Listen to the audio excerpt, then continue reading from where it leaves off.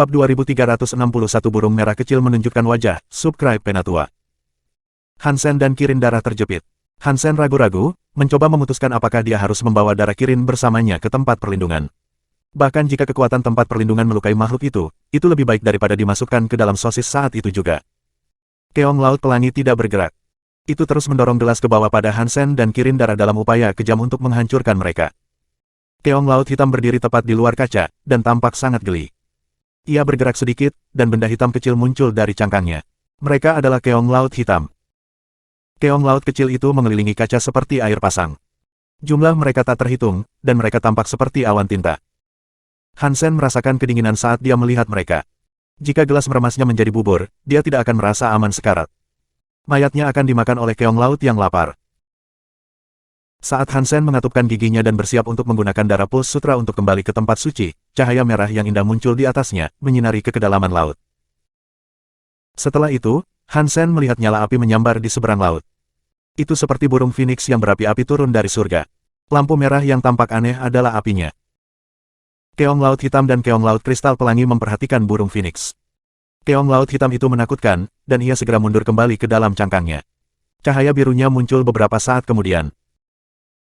Keong Laut Pelangi mengumpulkan rantai zat berwarna pelangi menjadi gelombang kaca pelangi yang kuat yang cocok untuk phoenix. Pang! Gelas menutupi burung phoenix. Keong Laut Hitam menjulurkan kepalanya ketika melihat phoenix api terperangkap. Sangat bahagia karena dia melompat sedikit. Pang!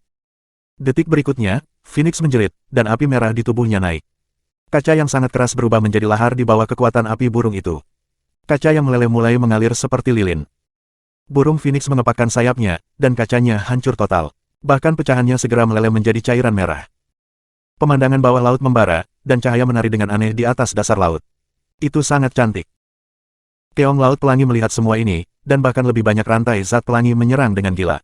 Mereka menjadi bentuk kaca aneh lainnya yang menuju burung phoenix. Burung phoenix mengepakkan sayapnya dan menyemburkan api emas. Api menembus kaca Keong Laut Pelangi dan terus menuju binatang itu. Mata Keong Laut Pelangi terbuka lebar. Ia mengumpulkan tenaga pada cangkangnya, dan kemudian tubuhnya mundur ke dalam. Api emas memercik di atas cangkang Keong Kristal. Namun, alih-alih memecahkan cangkangnya, api membakar di sekitar cangkang dan membuatnya bersinar seperti pelangi. Burung phoenix memandang Hansen dan Kirin darah. Itu meludahkan bola api ke arah mereka dan melelehkan kaca yang menjebak mereka. Burung merah kecil, Hansen dan Kirin darah lolos. Hansen, setelah melihat burung phoenix merah, sangat senang. Dia berseru, tubuh Sun Raven dan sarang burung itu tidak sia-sia. Burung merah kecil itu bagus. Petik 2. Burung merah kecil itu mengepakkan sayapnya dan mengirimkan lebih banyak api ke arah kerang laut pelangi. Api emas yang menakutkan melilit keong laut seperti pelukan api. Saat apinya menyala, cangkang pelangi menjadi warna emas. Kilau meredup. Hansen menoleh dan melihat keong laut hitam mencoba melarikan diri. Jadi, Hansen memanggil mantra sebagai senapan sniper dan menembakkan peluru ke cangkang keong. Keong Laut Hitam tidak ingin menarik perhatian burung phoenix, jadi tidak memanfaatkan wilayah rajanya. Itu lambat, dan peluru mantra mengenai cangkang dan mematahkannya. Binatang itu mulai berdarah. Keong Laut Hitam menjerit. Situasinya menjadi semakin putus asa, jadi ia melepaskan cahaya birunya dan mulai menjauh secepat mungkin. Kamu ingin melarikan diri. Hansen mengejar makhluk itu, terus menembaknya. Peluru berikutnya menembus area cahaya biru dan menghantam Keong Laut Hitam. Itu terbang melalui lubang yang dibuat oleh peluru sebelumnya, dan kali ini, darah mengalir keluar seperti pegas. Kekuatan pemulihan Keong Laut Hitam sangat kuat, tapi lubang peluru itu tidak pulih sama sekali. Lubang peluru ada pada binatang itu seolah-olah itu adalah entitas yang terpisah. Itu tidak menyembuhkan. Itu adalah hasil dari skill Eternity Spell. Itu membuat luka padat yang tidak mungkin sembuh lagi. Keterampilan itu lebih dari sekadar tandingan Keong Laut Hitam juga. Bahkan makhluk yang didewakan mungkin tidak bisa mematahkan kekuatan skill Eternity itu. Hansen mendekati Keong Laut Hitam, dan dia mengubah mantra menjadi pistol ganda. Dia menembaknya berulang kali, dan setiap peluru mengenai lubang peluru yang sama. Jumlah darah yang terus meningkat dari Keong Laut Hitam. Area cahaya biru berpadu dengan cangkang Keong Laut dan menciptakan sistem pertahanan yang sangat baik, tetapi daging dari Keong Laut tidak memiliki tingkat pertahanan yang tinggi. Plus, itu tidak cukup cepat untuk menghindari peluru. Tak lama kemudian, itu telah ditembak berkali-kali di tempat yang sama. Tubuh Keong Laut Hitam mulai bergetar. Dagingnya bergetar, dan awan hitam keluar dari dagingnya. Awan hitam adalah kawanan kerang laut hitam kecil. Tubuh Hansen bersinar dengan Kingese. Keong laut kecil mencoba mengebor ke dalam pori-pori Hansen, tapi semuanya pecah melawan Kingese. Keong laut dari batu hitam tidak bisa lari, dan keong laut kecil tidak dapat melakukan apapun pada Hansen. Binatang besar itu telah ditembak, dan dengan cepat kehilangan darah. Kekuatan gigi ungu terus menyebar ke dalamnya juga, membuat lukanya semakin parah. Kemampuan mendaki keong laut hitam melambat. Cahaya biru telah melemah. Ketika cahaya biru benar-benar padam, Hansen menembakkan pistolnya untuk menghancurkan cangkang makhluk itu sepenuhnya. Tanpa perlindungan cahaya biru, cangkang keong hancur di bawah serangan gencar. Raja Xenogeneik diburu, pindahkan keong laut gunung. Ditemukan gen Xenogenik. Mendapatkan jiwa binatang. Petik 2. Hansen dengan senang hati pergi untuk memeriksa jenis jiwa binatang apa yang dia terima. King Class Xenogeneik Beast Soul Move Mountain Sequence, tipe area. Hansen kaget. Dia tidak menyangka akan menerima jiwa binatang tipe area kuat lainnya. Dia tidak tahu apakah jiwa binatang buas area kelas raja sangat umum atau dia hanya beruntung. Hansen memanggil jiwa binatang barunya untuk mencari tahu seperti apa rasanya. Tubuh Hansen berkilauan dengan cahaya biru, cahaya yang sama yang baru saja dia lihat menggunakan keong lautan gunung. Ini menyenangkan Hansen. Dia ingin menyelidiki cahaya biru lebih jauh, tetapi keong laut pelangi mulai mengeluarkan suara mengi yang aneh. Hansen menoleh dan melihat keong laut pelangi masih dimasak perlahan oleh burung merah kecil. Makhluk itu tampak gila-gilaan saat mencoba melarikan diri. 2362 mendapatkan Beast Soul lagi Super Jin. Keong laut pelangi terus menyala, tetapi api di cangkangnya tidak dapat dipadamkan. Itu seperti roda yang menyala yang membelah jalan setapak melalui air dan melintasi pasir. Api tidak mau padam. Burung merah kecil, pertanda kematian. Hansen menyeringai seperti orang idiot. Meskipun dia tahu burung merah kecil itu telah menjadi elit yang didewakan, mampu merusak elit yang didewakan lainnya seperti itu sangatlah mengesankan. Ditambah lagi, burung merah kecil itu baru saja menjadi dewa, jadi mungkin bisa berkembang lebih baik lagi di masa depan. Pada waktunya, itu mungkin tumbuh menjadi sesuatu seperti dewa air kuno. Burung merah kecil itu mengoceh dengan bangga. Itu terbang ke kerang laut pelangi, dan Hansen mengikutinya sambil berteriak, simpan nafas terakhirnya untukku. Aku ingin menerima pukulan terakhir. Petik 2. Hansen mengejarnya, dan keong laut pelangi akhirnya menemukan dirinya tidak dapat bergerak lebih jauh. Daging di dalam cangkangnya mendidih. Cangkangnya telah berubah menjadi putih bening, dan tampaknya makhluk itu sedang dipanggang. Apakah masih bernapas? Hansen menggambar Thunder God Spike dan berlari ke arah iblis itu. Itu adalah Xenogenik yang didewakan, dan meskipun peluang Hansen untuk mendapatkan jiwa binatang buas darinya rendah, dia masih ingin mencobanya. Api di sekitar tubuh burung merah kecil itu lenyap, dan ia melayang ke tanah di Hansen. Ia membuka mulutnya ke arah kerang laut pelangi dan menghirupnya. Api emas ditarik kembali ke perutnya. Petir dewa petir Hansen menghantam daging keong yang dimasak, tapi itu seperti pisau yang mengenai karet. Paku tidak akan masuk. Hansen mengumpulkan semua kekuatan yang dia bisa, tetapi tidak peduli seberapa keras dia mencoba, dia tidak bisa menembus daging. Saat kehidupan keong laut pelangi memudar, tubuhnya mengkristal. Itu menjadi semakin tahan terhadap serangan Hansen. Hansen merasa tertekan. Hadiahnya ada di depannya, tapi dia tidak bisa menerimanya. Tidak lama kemudian, keong laut pelangi itu benar-benar mengkristal. Setiap inci tubuhnya adalah gen Xenogenik. Itu seperti sebuah karya seni yang terbuat dari kristal pelangi. Sayang sekali, keong laut pelangi sudah sangat mati. Hansen tidak dapat mematahkan dagingnya, meskipun dia menggunakan Thunder God Spike untuk menyerangnya. Sengatan listrik adalah jenis kerusakan, kan? Akankah hit terakhir dihitung sebagai milikku? Hansen merasa sangat gugup. Prospek untuk mendapatkan jiwa binatang buas sangat menarik. Dewa Xenogenik yang diburu, keong dewa kristal. Gen Xenogeneik ditemukan. Petik 2. Hansen merasa seolah-olah dia telah diturunkan di gerbang mutiara di surga, hanya untuk jatuh ke dalam lubang neraka yang berapi-api. Dia berhasil membunuh, tetapi dia tidak mendapatkan jiwa binatang yang didewakan. Bagaimanapun, setidaknya aku mendapat gen yang didewakan. Itu adalah hadiah terbesar, Hansen bergumam pada dirinya sendiri, tapi dia masih merasa kecewa. Hansen mengirim tubuh Crystal God Cons kembali ke tempat suci. Benda tak bernyawa tidak dihancurkan di tempat suci, seperti tubuh bayi Sun Raven. Keong laut hitam kecil yang menyerang Kirin darah telah hilang. Itu terluka, tapi tidak dalam bahaya kematian. Dengan kekuatan hidup dan kecepatan pemulihannya, tidak butuh waktu lama bagi Kirin darah untuk kembali beraksi. Darah Kirin mulai memakan daging dari keong laut gunung bergerak dan apa yang tersisa dari naga listrik. Dengan gigi terkatup, Hansen juga memberikan gen Xenogenik keong laut gunung move ke Kirin darah. Dia ingin itu memulihkan kekuatan yang telah hilang. Itu 2 hari sebelum dia berhasil kembali ke kota bawah air. Saat itu, luka pada darah Kirin sudah tidak terlihat lagi, tetapi belum sembuh total. Darah Kirin telah terluka parah oleh keong dewa kristal, dan keong laut kecil telah merusak organnya. Itu benar-benar rusak. Jika tidak diberi banyak sumber daya untuk menyembuhkannya, akan membutuhkan waktu yang sangat lama untuk sembuh. Hansen terus menjelajahi alam bawah laut, tetapi dia tidak pernah bisa menemukan xenogenik kelas raja lainnya. Dia tidak tahu mengapa mereka menemukan dua raja dan dewa di satu wilayah itu. Hansen ingin kembali ke gua itu dan melihatnya, tetapi dia tidak pandai mengecilkan tubuhnya. Gua itu semakin kecil semakin dalam. Ini akhirnya mencapai lebar jarum. Hansen menghabiskan beberapa waktu untuk mencari-cari tetapi tidak menemukan apapun. Dia memutuskan untuk menyerah setelah beberapa saat. Aku harus mengambil darahnya pergi ke King's Garden untuk menyembuhkan, Hansen memutuskan.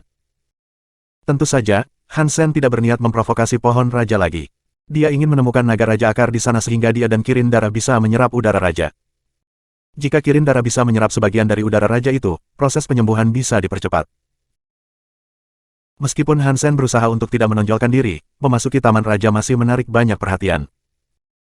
Sangat sulit untuk menemukan naga raja akar utama yang tidak berpenghuni.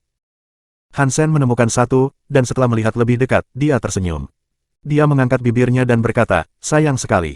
Itu adalah Prince Swordstar. Petik 2. Hansen terbang ke Pangeran Swordstar tanpa ragu-ragu.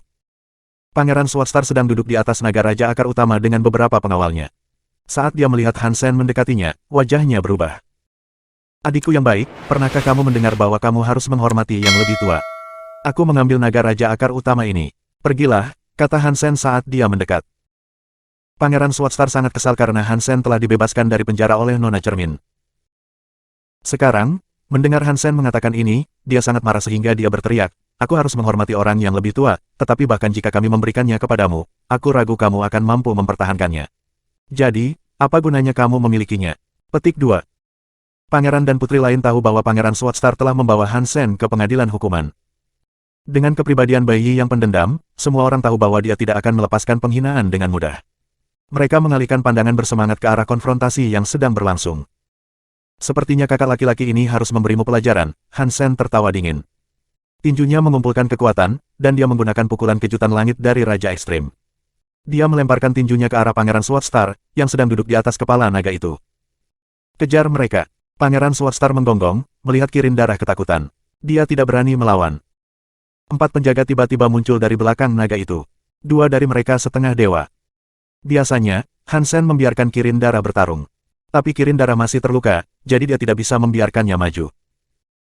Hansen tertawa dan berkata, biarkan kakak ini mengajarimu cara tak terkalahkan dari Raja Ekstrim sejati. Setelah itu, dia mengirim pukulan ekstrim Raja mengejutkan langit ke arah keempat penjaga. Apakah bayi gila? Semua pangeran dan putri terkejut. Mereka tahu siapa bayi sebenarnya. Meskipun dia telah berhasil mendapatkan patung alfa dan mendapatkan perlindungan dari raja, dia masih belum terlalu tinggi. Dia adalah raja tingkat pertama. Dengan kekuatannya dan tubuh raja air asli, dia bisa melawan 1,5 dewa, tapi itu hanya sombong untuk berpikir dia bisa melawan 4 sekaligus. 2363 Punching for Guard Super Jin. Dia meminta untuk dipermalukan. Turunkan dia, geram Pangeran Swordstar. Bayi semakin gila dan semakin gila. Dia beruntung mendapatkan patung alfa dan mendapatkan perlindungan dari raja, tapi itu hilang di kepalanya. Dia menjadi sombong dan buta terhadap siapa dia sebenarnya, kata Pangeran 19 dingin. Bai Lingsuang sudah dekat. Dia mengerutkan kening, berpikir bahwa perilaku bayi terlalu sembrono. Ketika Hansen mendapatkan perlindungan dari raja, Bai Lingsuang bertanya-tanya apakah dia harus tetap dekat dengannya, atau bahkan mungkin bersekutu dengannya. Tapi sekarang bayi baru saja menjadi sedikit sukses, kesombongannya menjadi luar biasa. Pikiran untuk bergabung dengannya sangat berkurang sekarang. Dia tidak takut pada musuh seperti dewa, tapi dia takut bekerja sama dengan seseorang yang rakus dan tidak terkendali. Kemarahan dan kecerobohan bayi kemungkinan besar akan membuatnya mendapat banyak masalah. Bai Lingsuang memiliki keraguan tentang dia sebelumnya, tapi sekarang dia membenarkan kecurigaannya. Hansen tidak peduli tentang apa yang orang pikirkan tentang dia. Dia meniru kepribadian bayi dan mencoba bertindak seperti yang dilakukan Pangeran Pahit itu. Ditambah, dia tidak menyukai Prince Swordstar. Ini adalah alasan yang sempurna baginya untuk memberi pelajaran pada bocah itu. Ketika Hansen menyiapkan Extreme King Shocking Sky pun, keempat penjaga berkumpul untuk membela Pangeran Swordstar. 4 musuh yang kuat harus menyerah pada ide menyerang Kirin Dara untuk menghadapi pukulan Hansen, pertama dan terutama. Tapi mereka tidak berani benar-benar membunuh Hansen. Mereka hanya ingin menempatkannya di tempatnya. Membunuh adalah kejahatan di King's Garden, tetapi jika mereka membunuh Kirin Dara, mereka akan dikurung tetapi tidak dihukum mati.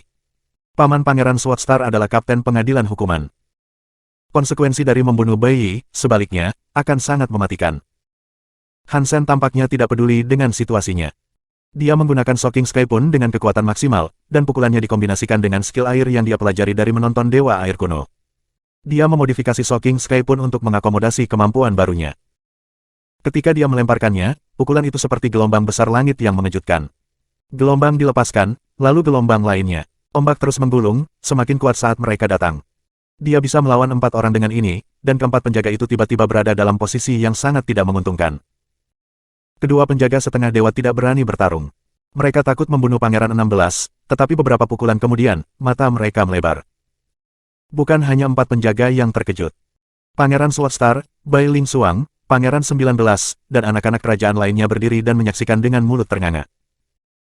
Hansen berdiri seperti raja yang menguasai seluruh alam semesta. Pukulannya lebih berat daripada laut, dan mereka menghancurkan bintang-bintang. Keempat penjaga itu terjatuh ke belakang dengan teriakan yang mengguncang langit.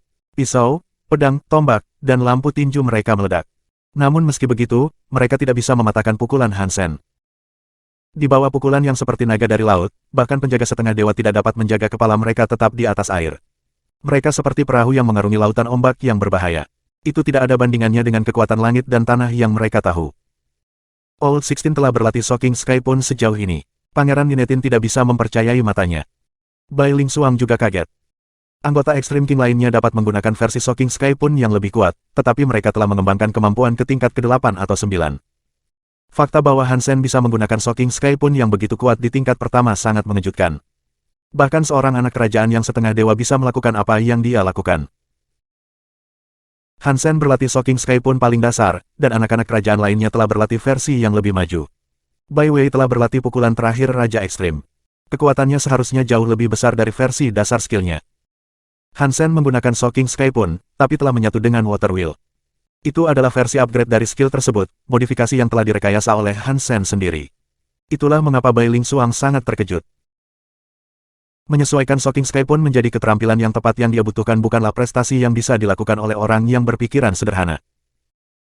Bai Ling Xuang memandang Hansen, yang menekan 4 penjaga seolah-olah mereka adalah anjing, dan merasakan kebingungan emosi campur aduk. Pangeran Swordstar mengertakkan gigi. Dia masih muda, jadi dia mengandalkan kekuatan ibunya. Dia cukup terkenal di antara anak-anak kerajaan, dan memiliki seorang pangeran seperti Bai Yi menekan keempat pengawalnya tidak dapat diterima. Tidak apa-apa jika Hansen setengah dewa dan para penjaga berasal dari ras yang lebih kecil, tapi bukan itu masalahnya. Penjaga Pangeran Swordstar berasal dari faksi besar Raja Ekstrim. Dua penjaga setengah dewa memiliki warisan campuran, tapi mereka memiliki darah Raja Ekstrim di pembuluh darah mereka. Mereka masih memiliki kekuatan Raja Ekstrim yang setengah dewa. Mereka seharusnya tidak kalah melawan Pangeran 16. Tapi sekarang, dua penjaga setengah dewa dan dua raja tingkat 9 sedang melawan Hansen. Dan mereka ditekan dan tidak bisa mendorongnya kembali. Pangeran Swordstar tahu dia tidak akan bisa melakukan apapun juga. Itu membuatnya merasa seolah-olah seekor ular telah menancapkan taringnya ke dalam hatinya. Wajahnya menjadi gelap, penuh kebencian. Aku tidak tahu Brother 16 memiliki kekuatan seperti itu. Betapa mengejutkan, kata seorang pria yang duduk di atas kepala Raja Naga. Dia mengenakan jubah emas, dan suaranya keras. Ada seorang pria lapis baja hijau duduk di sebelah pria berjubah emas itu. Dia berkata, aku bahkan tidak tahu apakah dia benar-benar Old 16. Mengapa kamu menyebut dia seolah-olah dia penting, putra mahkota? Petik 2. Saudara 4, kamu salah. Jika ayah menerimanya, itu artinya dia adalah saudara 16, kata putra mahkota. Pangeran 4 terkekeh, menurutku tidak. Kami berdua tahu seperti apa Old 16. Sejak kapan dia sepandai ini? Dia melawan 4 orang sekaligus dengan keterampilan meninju, dan dia memainkan mereka seperti biola. Itu bukanlah sesuatu yang bisa dilakukan Old 16. Dia bodoh. Petik 2. Putra mahkota menyipit saat dia melihat ke arah Hansen. Siapa yang tahu? Kami tidak tahu. Mungkin kita telah meremehkannya. Petik 2. Pangeran 4 tidak menjawab. Dia mendengus dan menatap Hansen, yang bersinar dengan kemuliaan dewa dan iblis. Pang! Hansen meninju dan menyerang penjaga setengah dewa. Shocking Sky pun telah dilemparkan berkali-kali, dan kekuatannya telah tumbuh dengan banyak kelipatan. Bahkan elit yang setengah dewa tidak dapat menahan pukulan itu. Hansen meninju pelindung dada musuh dan menyerah. Darah menyembur dari bibir penjaga setengah dewa itu. Tanpa ragu, detik berikutnya, tinju Hansen turun ke kepala penjaga seperti bintang jatuh. Kekuatan menakutkan itu seperti sungai yang turun dari langit. Bai, kamu membunuh penjaga aku. Aku akan membunuhmu. Pangeran Swordstar berteriak, matanya memerah. Aku tidak berani, kata Hansen sederhana. Shocking Sky pun yang menakutkan mendarat di penjaga yang setengah dewa. 2364 Raja Air Jin, subscribe Penatua. Bai, teriak Pangeran Swordstar. Dia terdengar seperti hendak memakan seseorang. Kaca. Hansen melepaskan Shocking Sky Punnya, dan tulang penjaga setengah dewa itu hancur lebur. Tidak ada satu inci pun tulang yang tetap utuh. Tubuhnya merosot ke tanah seperti karung lumpur. Hansen merayu penjaga setengah dewa dan mengangkatnya kembali. Tubuh pria itu sudah dibuang, tapi dia belum mati. Hansen melemparkannya ke Pangeran Swordstar. Sesuai permintaanmu, dia masih hidup, kata Hansen datar. Bayi, aku akan membunuhmu. Pangeran Swordstar menangkap penjaga itu, yang seluruh tubuhnya telah hancur. Hansen bahkan telah menghancurkan gen xenogenik penjaga itu. Pangeran Swordstar sangat marah. Aku telah bersusah payah untuk bersikap baik padamu. Kamu meminta aku untuk membuatnya tetap hidup. Aku menahan diri untuk tidak membunuhnya, dan kamu masih belum bahagia. Bekerja keras menjadi kakak, kata Hansen, lalu dia melompat. 3 penjaga lainnya kewalahan dengan campuran rasa marah dan takut. Mereka ingin melarikan diri, tetapi Shocking Sky pun sudah menghantam mereka seperti gelombang air laut yang bergolak. Mereka tidak bisa lepas dari amukan itu, tetapi jika mereka mencoba untuk mengusirnya, kekuatan yang mengamuk itu masih akan menghancurkan tubuh mereka. Kekuatan meninju datang untuk masing-masing dari mereka secara bergantian. Kedua raja tingkat ke-9 jatuh lebih dulu, lalu penjaga setengah dewa terakhir juga jatuh. Hansen menghancurkan tubuh mereka dalam beberapa pukulan cepat, lalu melemparkan tubuh mereka yang lumpuh kembali ke Pangeran Swordstar. Anak-anak kerajaan di dekatnya terkejut. Keterampilan Hansen yang kejam dan sombong membuat mereka berpikir 2 kali tentang bagaimana mereka akan memperlakukannya di masa depan. Pangeran Swordstar mengertakkan giginya sampai rahangnya sakit, dan dia harus menahan keinginan untuk menyerang Hansen sendiri. Dia memelototi Hansen, lalu membawa keempat penjaga cacat itu pergi. Ayolah, Pangeran Swordstar itu pengecut. Dia hanya menerima kerugian itu. Pangeran Ninetin mengangkat bibirnya sambil menyeringai. Itulah mengapa dia menakutkan. Pangeran Swordstar bukanlah orang yang diatur oleh emosi sederhana. Bai Changlang mendekat. Dia menghela napas dan berkata, generasi Raja Ekstrim kita adalah generasi yang paling menjanjikan dan paling putus asa yang pernah ada. Ada terlalu banyak anak kerajaan yang luar biasa, dan sekarang ada orang-orang seperti 16, 17, dan bahkan Swordstar. Ketika saatnya tiba bagi seseorang untuk mengklaim kepemimpinan, itu tidak akan terjadi dengan damai. Petik 2. Chaos itu menyenangkan. Jika tidak, kehidupan seperti genangan air. Itu membosankan, kata Pangeran Ninetin. Semua orang memperhatikan saat Hansen naik ke naga Raja Akar Utama. Tidak ada yang berani memprovokasi dia baru saja menekan penjaga setengah dewa. Anak-anak kerajaan tahu mereka tidak bisa bersaing dengan Hansen. Bahkan mereka yang bisa melawannya tahu bahwa mereka tidak ingin melakukannya di King's Garden. Hansen mengambil kirin darah untuk duduk di atas kepala Raja Naga bersamanya. Anak-anak kerajaan lainnya pergi. Setelah beberapa jam di siang hari, daun kuning mulai bersinar. Naga Raja Akar Utama meraung dan jatuh ke bawah tanah. Tidak seperti Raja Naga kecil yang Hansen gunakan sebelumnya, Naga Raja Akar Utama ini besar dan pergi jauh di bawah tanah. Itu sangat dekat dengan titik emas itu. Ketika Hansen berlatih dengan Bai Wei, sumber kekuatan tampak seperti matahari kemasan yang jauh. Sekarang, karena dia sangat dekat, itu terlalu besar untuk dijelaskan. Gelombang udara Raja Emas mulai muncul dan mengalir di atas Hansen dan kirin darah. Udara raja apapun yang dia serap akan membantu Hansen memperbaiki kekuatan di tubuhnya. Darah kirin menghisap udara raja dengan rakus, dan dia terlihat lebih sehat di setiap tarikan nafas. Setelah Hansen menyerap 30 gelombang udara raja, dia mendengar pengumuman bermain di kepalanya. Duke Jin +1. Hansen kaget, tapi dia juga sangat senang. Dia berkata, apakah gelombang udara raja ini benar-benar gen xenogenik? Ketika dia datang terakhir kali, dia sudah sangat jauh dari pohon itu. Udara raja yang diserapnya terlalu lemah untuk menghasilkan gen Duke. Sekarang dia memiliki banyak udara raja, jadi dia bisa memanfaatkan kekuatan penuhnya. Hansen sebelumnya tidak terlalu tertarik dengan King Air, tapi sekarang dia termotivasi. Dia menyerap udara raja secepat yang dia bisa. Dia menyerap 50 gelombang udara raja dan mendengar pemberitahuan Gen Duken sekali lagi. Jika ini masalahnya, aku tidak perlu menemukan xenogenik lagi. Cukup menyerap udara raja ini akan memberiku cukup banyak Gen Duke. Hansen berpikir dengan senang. Dia telah mengklaim naga Raja Akar Utama ini, jadi dia akan menyerap udara raja seperti orang gila. Sementara Raja Naga Akar Utama masih di bawah tanah, penghitungan Gen Duke Hansen mencapai 100 bergengsi.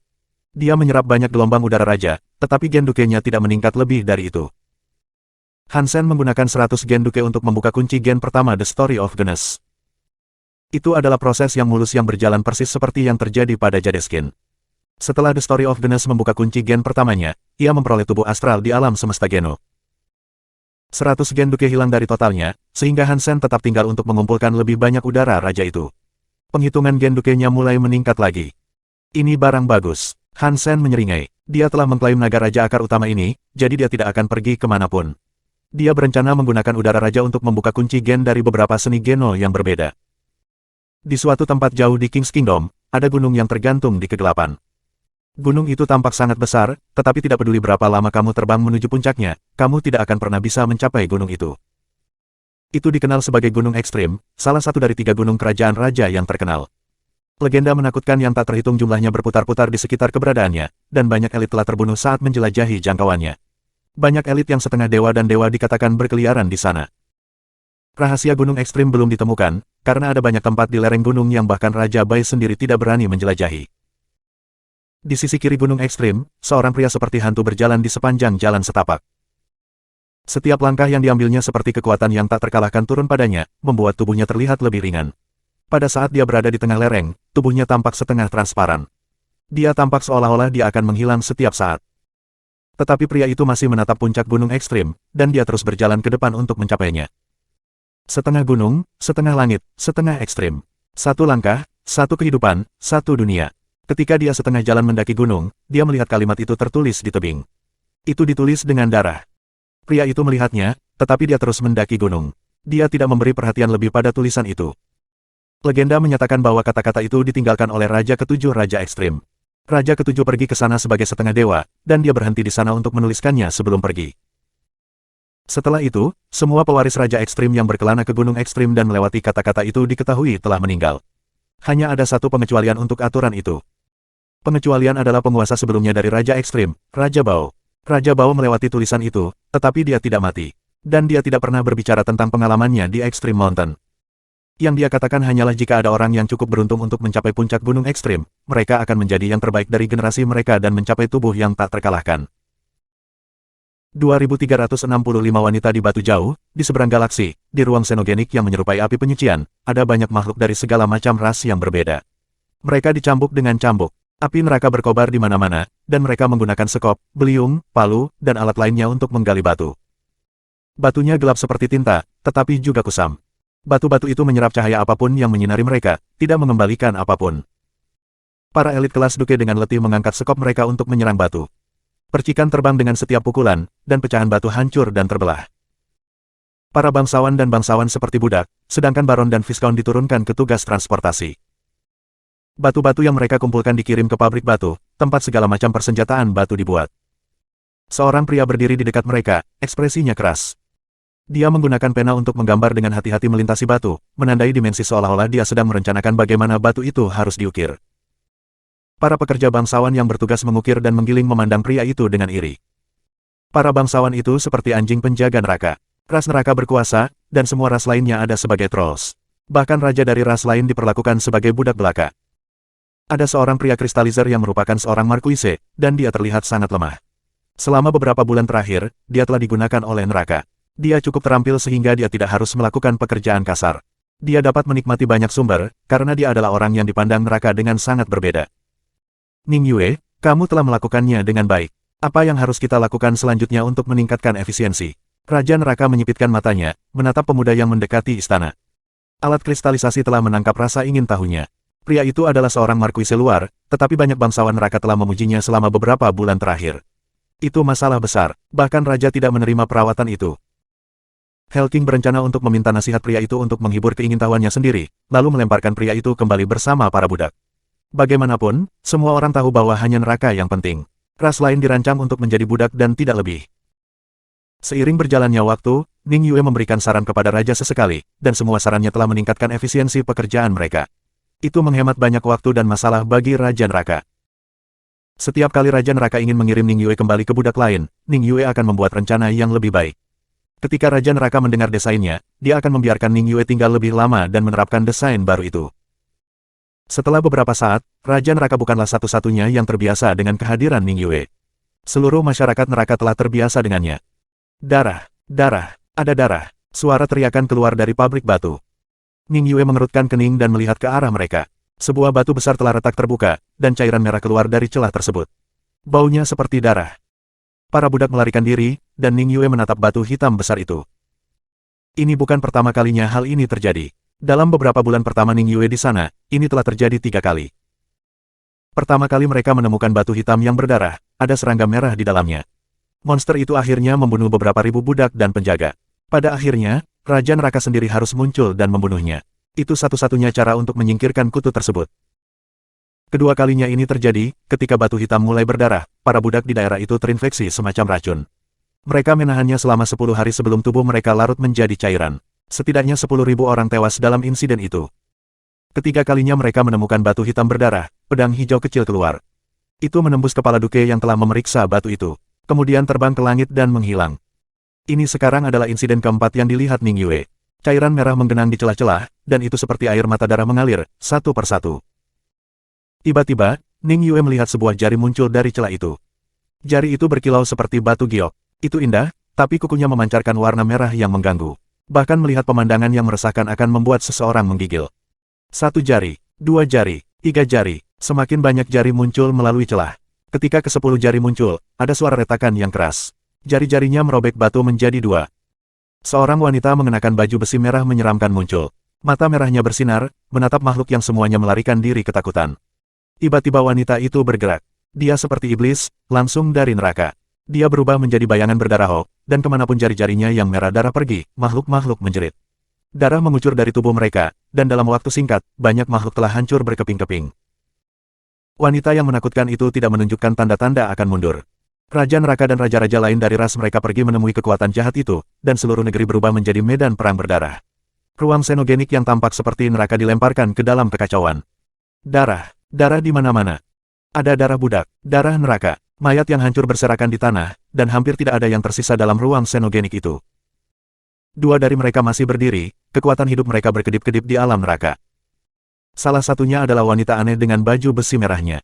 Yang lainnya adalah Raja Neraka. Wanita aneh itu kelihatannya tidak dalam kondisi baik. Mata merahnya bersinar dengan cahaya yang menakutkan. Armor merahnya tertutup retakan dan tusukan, dan sebilah pedang masih tertanam di dalamnya. Ada lubang berdarah besar di dadanya. Mustahil untuk menebak senjata mana yang memberikan pukulan itu padanya. Dia berdarah, dan dia hampir tidak bisa berdiri.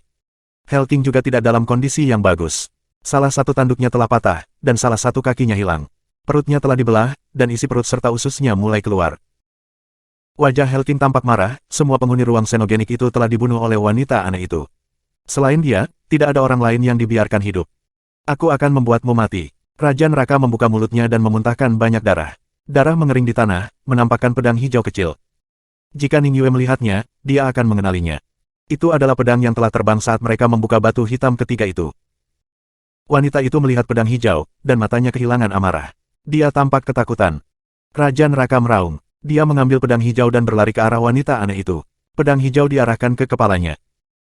Wanita itu memblokir pedang hijau kecil itu dengan satu tangan dan mendorong tangannya yang lain ke dada Raja Neraka untuk meraih jantungnya.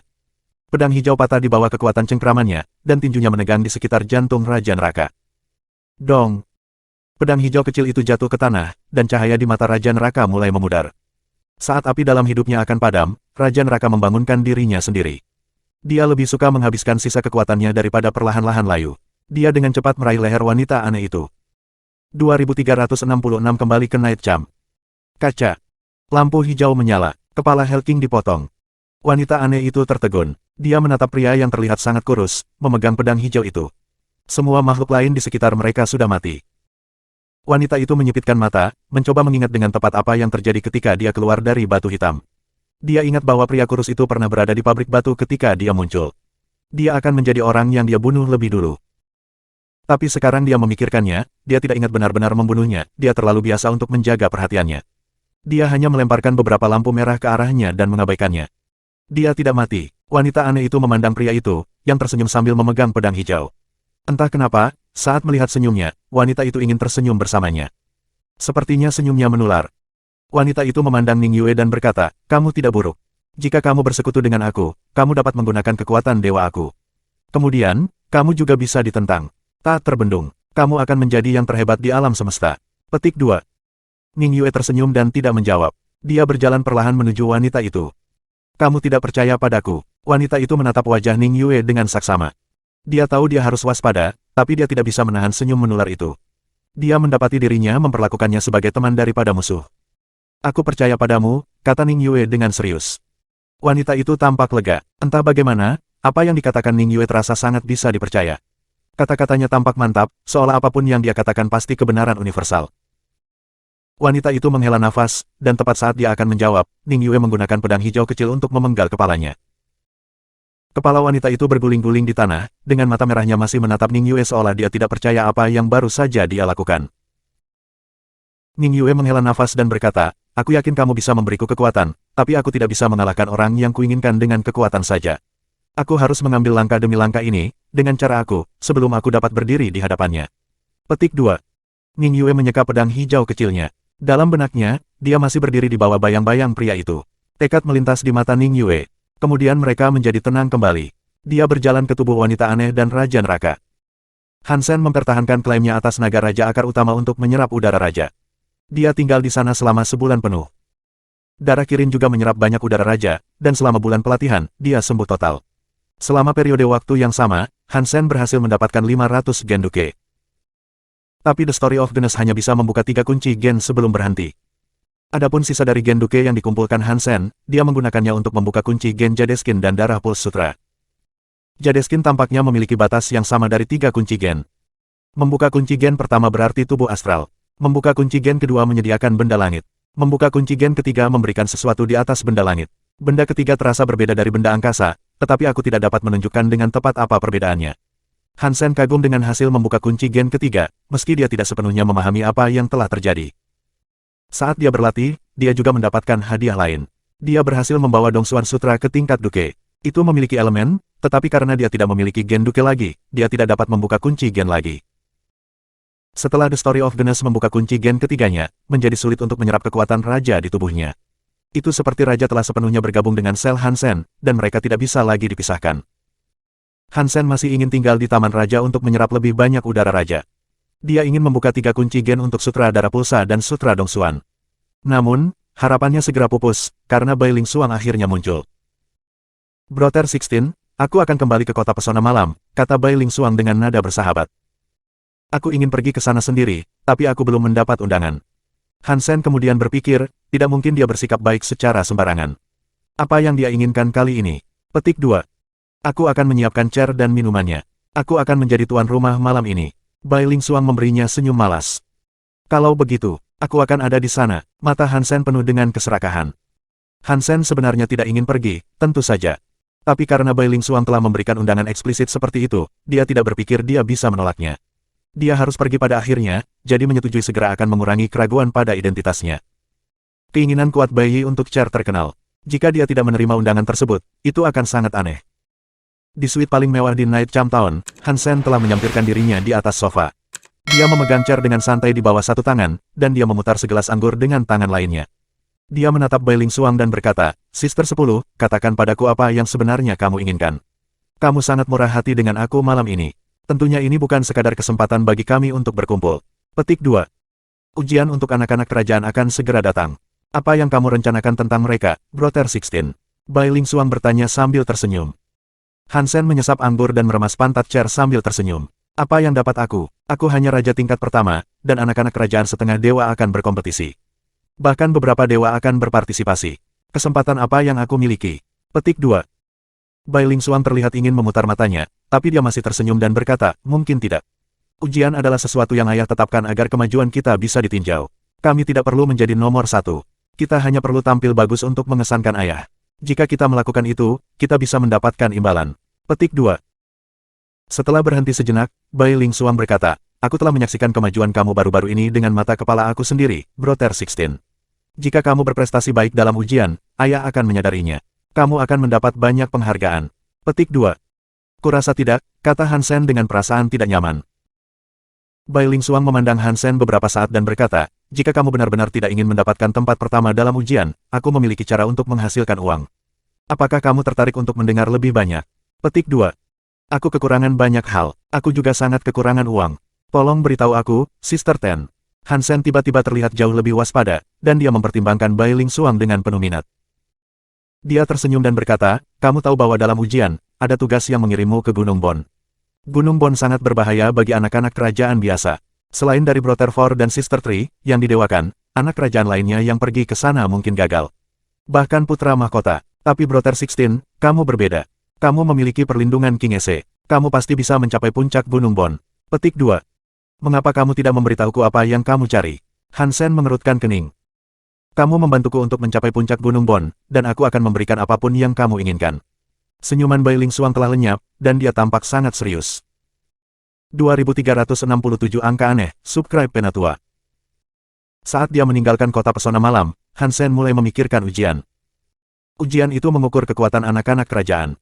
Beberapa tes akan menilai potensi kepemimpinan anak-anak kerajaan dan kekuatan kolektif mereka ketika ditempatkan dalam kelompok. Penjaga mereka diizinkan bergabung dengan mereka. Tetapi tes lain difokuskan pada kekuatan individu dari anak-anak kerajaan. Hanya anak-anak kerajaan yang bisa berpartisipasi. Salah satu kegiatannya, misalnya mendaki Gunung Bon hingga mencapai puncaknya. Gunung Bon adalah salah satu dari 3 gunung terkenal di kerajaan raja. Memang tidak seberbahaya Extreme Mountain, namun bukan berarti mencapai puncaknya akan mudah. Lerengnya cukup berbahaya. Mendaki Gunung Bon adalah percobaan yang memamerkan kekuatan, keberanian, dan daya tahan. Gunung itu biasa disebut Gunung Busuk Bon. Lingkungannya sangat beracun, dan ketika orang-orang terlalu keras kepala untuk mengabaikan upaya mendaki gunung, racun itu akan merusak mereka sampai tubuh mereka lenyap. Hanya tengkorak kebanggaan mereka yang tertinggal. Han Sen belum pernah ke Gunung Busuk Bon sebelumnya, jadi dia tidak yakin kekuatan macam apa yang harus dia hadapi. Dia tahu bahwa itu bisa menghancurkan keberanian dan daya tahan, dan membuat makhluk yang sombong menundukkan kepala. Tetapi Bai Lingsuang menyebutkan bahwa jika anak-anak kerajaan memiliki King Seao atau Ju, mereka pasti memiliki peluang lebih tinggi untuk mencapai puncak. Han Sen telah menerima banyak perlindungan raja, termasuk Ao dan Ju.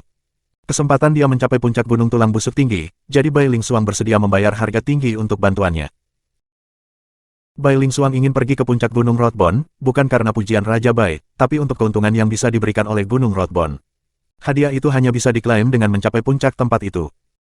Mengenai sifat sebenarnya dari apa yang dia harapkan, Bai Lingsuang tidak menjelaskan lebih lanjut, dan Han Sen tidak bertanya. Apa yang ada di puncak Gunung Busuk Bon? Saat Han Sen bertanya-tanya tentang ini, teleponnya mulai berdering. Dia melihat nomor yang memanggilnya dan memperhatikan bahwa nomor itu terdaftar sebagai tidak dikenal. Dia telah menyamar sebagai Bai Yi, tetapi dia menyimpan nomor telepon lamanya. Dia berhati-hati untuk tidak menghubungi siapapun di planet Eclipse, kalau Raja Ekstrim menyaring panggilan dan menerima sesuatu. Sekarang, tiba-tiba, sebuah nomor aneh memanggilnya, yang membingungkan. Dia ragu-ragu, tetapi dia masih menjawab panggilan itu. Dia penasaran. Seorang wanita cantik dengan rambut hitam panjang muncul di layarnya. Wajahnya tampak seperti dewa, dan mata zamrudnya menawan. Payudaranya kecil, tapi yang lainnya bagus. Han Sen memandang wanita di video itu. Dia bukan wanita paling cantik yang pernah dilihatnya, tapi dia akan menilai dia dengan 9 dari 10. Tetap saja, dia tidak ingat pernah melihatnya sebelumnya. Kamu adalah... Han Sen memandang wanita itu, dan dia memperhatikan ekspresinya yang pendiam. Semakin lama dia menatapnya, semakin akrab dia. Dia hanya tidak ingat di mana mereka mungkin bertemu. Aku Ning Yue, kamu dapat berbicara. Suara wanita itu sangat jelas, tapi kata-katanya mengejutkan Han Sen. Matanya terbuka lebar, dan mulutnya ternganga. Han Sen tidak bisa merasakan keakrabannya dengan wanita itu. Mendengar nama Ning Yue, bagaimanapun, membuatnya merasa seperti telah dilemahkan. Sekarang dia tahu dari mana perasaan akrab itu berasal. Selain memiliki tubuh wanita, wanita itu muncul dan berperilaku seperti Ning Yue. Jika bukan karena mata zamrud yang menangkap pandangannya, Han Sen mungkin akan menebak siapa itu pada akhirnya. Meski begitu, Han Sen masih tidak bisa berkata-kata. Tunggu, aku akan meneleponmu kembali. Han Sen mengakhiri panggilan dan pergi ke komputernya. Dia masuk dan memanggil nomor itu kembali. Telepon berdering, dan gambar wanita cantik itu muncul di komputer Han Sen. Apa itu? Han Sen menahan tawanya. Dia tidak berpikir ada yang bisa menyamar sebagai Ning Yue. Ning Yue adalah orang yang sangat spesial, jadi menyamar sebagai dirinya akan sulit. Tetapi bahkan jika seseorang bersusah payah untuk mencuri identitas orang lain, mengapa mereka memilih Ning Yue? Dia tidak terkenal atau penting di dunia Geno, jadi apa gunanya? Belum lagi, bahkan jika ada keuntungan yang bisa didapat, tidak ada yang bisa membuat wanita menyamar sebagai Ning Yue. Ini keterlaluan. Melihat Han Sen berusaha menahan tawanya, mata Ning Yue bergerak-gerak. Dengan nada tanpa emosi, dia mulai menjelaskan apa yang telah terjadi.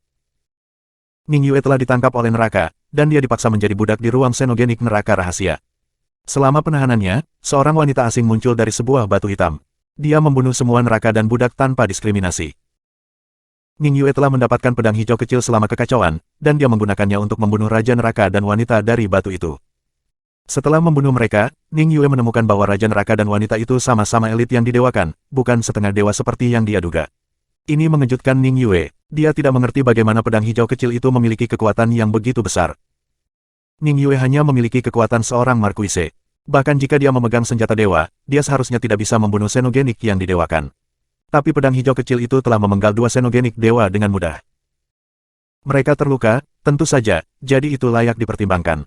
Tapi kekuatan pedang hijau kecil itu masih mencengangkan. Kamu mengatakan kamu menggunakan pedang hijau untuk membunuh dua xenogenik yang didewakan. Hansen menatap Ning Yue, tidak bisa mempercayai telinganya. Bahkan jika Hansen menggunakan Thunder God Spike, dia tidak dapat merusak xenogenik yang didewakan. Ning Yue hanyalah seorang markuise. Prestasi yang dia capai dengan pedang hijau kecil itu agak sulit dipercaya. Iya, dan aku menerima jiwa binatang yang didewakan. Ning Yue menarik keluar pedang hijau kecil itu. Itu adalah jiwa binatang yang didewakan.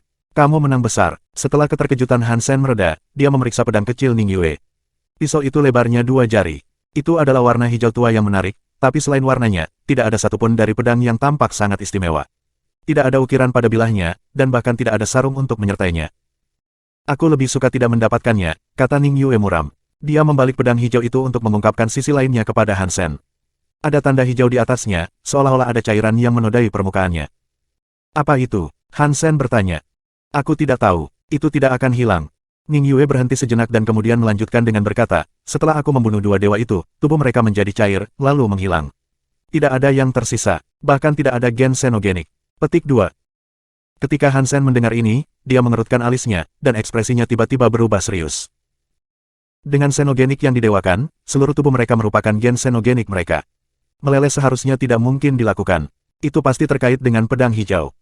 Aku meninggalkan ruang xenogenik. Pertama kali aku pergi tidur, aku bangun dengan penampilan seperti ini. Ning Yue menghela nafas. Kamu, apakah kamu kalah? Hansen tidak tahu harus berbuat apa. Tidak, kejantananku masih di sini. Tapi beberapa bagian dari diriku terlihat seperti wanita. Otot di pipi Ning Yue kejang. 2368 Evil Sword, subscribe Penatua. Hansen terbatuk-batuk dengan canggung untuk mengisi keheningan. Sudahkah kamu mencoba menggunakan pedang kecilmu untuk memperbaiki situasi? Hansen tiba-tiba menyadari dia sedang berbicara tentang pedang kecil, Ning Yue, dan dia dengan cepat menggelengkan kepalanya untuk menyingkirkan pikiran itu. Ning Yue menatapnya dengan aneh dan berkata, aku telah mencoba segalanya. Aku sudah mencoba menghancurkannya dan membuangnya. Aku bahkan sudah mencoba menjualnya. Tidak peduli apa yang aku lakukan, tubuh aku tetap seperti ini. Dan setiap kali aku tidur, benda itu tergeletak di dadaku saat aku bangun. Petik 2. Sepertinya ini pedang jahat. Apa yang akan kamu lakukan? Hansen tahu Ning Yue adalah orang yang sangat menentukan. Dia tidak akan menghubungi Hansen hanya untuk berbagi gosip kosong. Pedang hijau kecil itu berasal dari tambang di ruang xenogenik. Jadi, aku kembali ke sana dan mencari tempat Raja Neraka. Aku tidak menemukan banyak. Sementara tambang itu sebagian besar merupakan jalan buntu, aku menemukan sesuatu yang menarik. Neraka berada di bawah kendali ras lain, dan ras utama ini telah memberi mereka tugas menjalankan operasi penambangan. Membangun istana dan patung hanyalah sebuah kedok, tujuan sebenarnya mereka adalah mencapai apa yang ada di bawah tambang. Petik 2. Setelah berhenti sejenak, Ning Yue melanjutkan dengan berkata, untuk mengetahui pedang hijau ini, kita harus mulai dengan tambang. Akan lebih baik jika kamu meninggalkan ruang xenogenik untuk saat ini, kata Hansen. Aku berada di planet milik Tousan Treasures. Sebelum aku pergi, aku menghapus semua jejak kehadiran aku di sana, kata Ning Yue. Apakah kamu tahu siapa di balik semua ini? Hansen bertanya. Aku tidak tahu. Aku hanya menemukan bahwa ras utama mengendalikan neraka dengan mengumpulkan semua informasi yang dapat aku temukan. Tidak ada bukti untuk mendukung ini. Ning Yue menggelengkan kepalanya. Hansen terdiam sesaat. Berikan aku waktu. Saat ini aku sedang mengalami masalah, dan aku belum bisa meninggalkan Raja Ekstrim. Jika kamu menungguku, aku akan menemukan cara untuk menghubungimu begitu aku keluar dari sini. Petik 2. Baik, Ning Yue tidak banyak bicara setelah itu. Mereka mengatur beberapa detail lagi dan kemudian menutup telepon. Wajah Hansen berkedut. Dia ingin tertawa, tapi tidak bisa. Untungnya, Ning Yue adalah orang yang tenang yang menerima kemalangan dengan tenang. Jika hal yang sama terjadi pada Hansen, itu akan membuatnya gila. Hansen mengeluarkan peta galaksi milik Raja Ekstrim dan mencari ruang xenogenik yang disebutkan Ning Yue. Itu tidak terdaftar. Dia juga mencari sistem di mana ruang xenogenik seharusnya berada. Sistem itu milik ras kecil di bawah otoritas Sky Palace. Perlombaan itu sangat kecil sehingga mereka hampir tidak dikenal. Sepertinya tidak ada hubungannya dengan balapan kecil ini. Jelas tidak banyak orang yang tahu tentang ruang xenogenik itu. Hansen kemudian berpikir, neraka dan faksi di balik ini sangat tertutup. Ini tidak bisa menjadi wilayah mereka. Mungkin mereka tidak bersekutu dengan Sky Palace, dan itulah mengapa mereka mengoperasikan tambang ini secara rahasia. Jika mereka ragu-ragu untuk masuk kembali ke ruang xenogenik itu, Ning Yue dan aku mungkin memiliki kesempatan. Petik 2. Saat dia mempertimbangkan pilihannya, Hansen mulai sakit kepala. Masalah terbesar saat ini adalah ketidakmampuannya untuk meninggalkan Raja Ekstrim. Nona Mirror tidak akan membiarkannya pergi. Kekuasaan Hansen yang terbatas adalah sebuah masalah. Xenogenik yang didewakan dapat digali dari tanah di tempat itu, dan dia tidak memiliki cukup kekuatan untuk menghadapinya jika mereka menemukannya. Jika dia ingin pergi ke sana, dia harus mengambil burung merah kecil itu. Jika tidak, hal-hal bisa menjadi sangat salah jika mereka menemukan elit lain. Jika dia akhirnya menarik sesuatu yang mengerikan seperti yang dimiliki Ning Yue, Han Sen bertanya-tanya apa yang mungkin terjadi. Pikiran belaka yang dia bayangkan sudah cukup untuk membuatnya merinding. Tengkoraknya benar-benar mati rasa. Tetap saja, Ning Yue bukanlah tipe orang yang terburu-buru melakukan sesuatu. Dia akan baik-baik saja menunggu. Aku harus benar-benar fokus pada situasi aku saat ini sebelum melakukan apapun lagi. Han Sen mengerutkan kening saat memikirkan ini. Dia dan Lan Haixin mengatur waktu untuk bertemu. Dia ingin melihat peninggalan yang dia bicarakan. Jika dia bisa mengklaimnya, itu mungkin memberikan dorongan besar untuk kekuatannya. Bahkan jika Lan Haixin menangkapnya, dia adalah istri Bai. Han Sen akan menjadi orang yang membantunya dengan relik itu, jadi pasti dia akan mendapatkan sesuatu dari kesepakatan itu. Han Sen memutuskan bahwa pergi dengan Lan Haixin dan yang lainnya bukanlah ide yang buruk, jadi dia tidak kecewa diseret. Faktanya, dia menemukan dirinya agak penasaran. Dia punya sedikit waktu sebelum mereka pergi untuk melihat relik itu. Alih-alih pergi ke Taman Raja pada hari itu, dia mempelajari rahasia Sutra Dongsuan di rumah. Sutra Dongsuan berbeda dari seni Geno lainnya. Bahkan jika dia naik level, dia masih harus mengerti bagaimana menggunakan kekuatannya yang berkembang. Itu bukan keterampilan yang bisa dia gunakan begitu saja.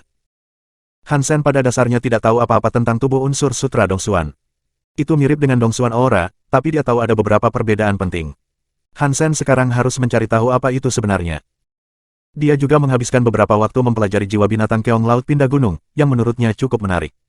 Cahaya biru yang dipancarkannya sungguh menakjubkan, tetapi ketika diterpa pada makhluk, itu tidak memiliki efek langsung. Setelah beberapa hari menyelidiki, Han Sen menemukan sesuatu. Dia mengerti cara sebenarnya untuk memanfaatkan area Raja Gunung bergerak. Di luar istana kota bawah air, para bangsawan Siren berkumpul bersama.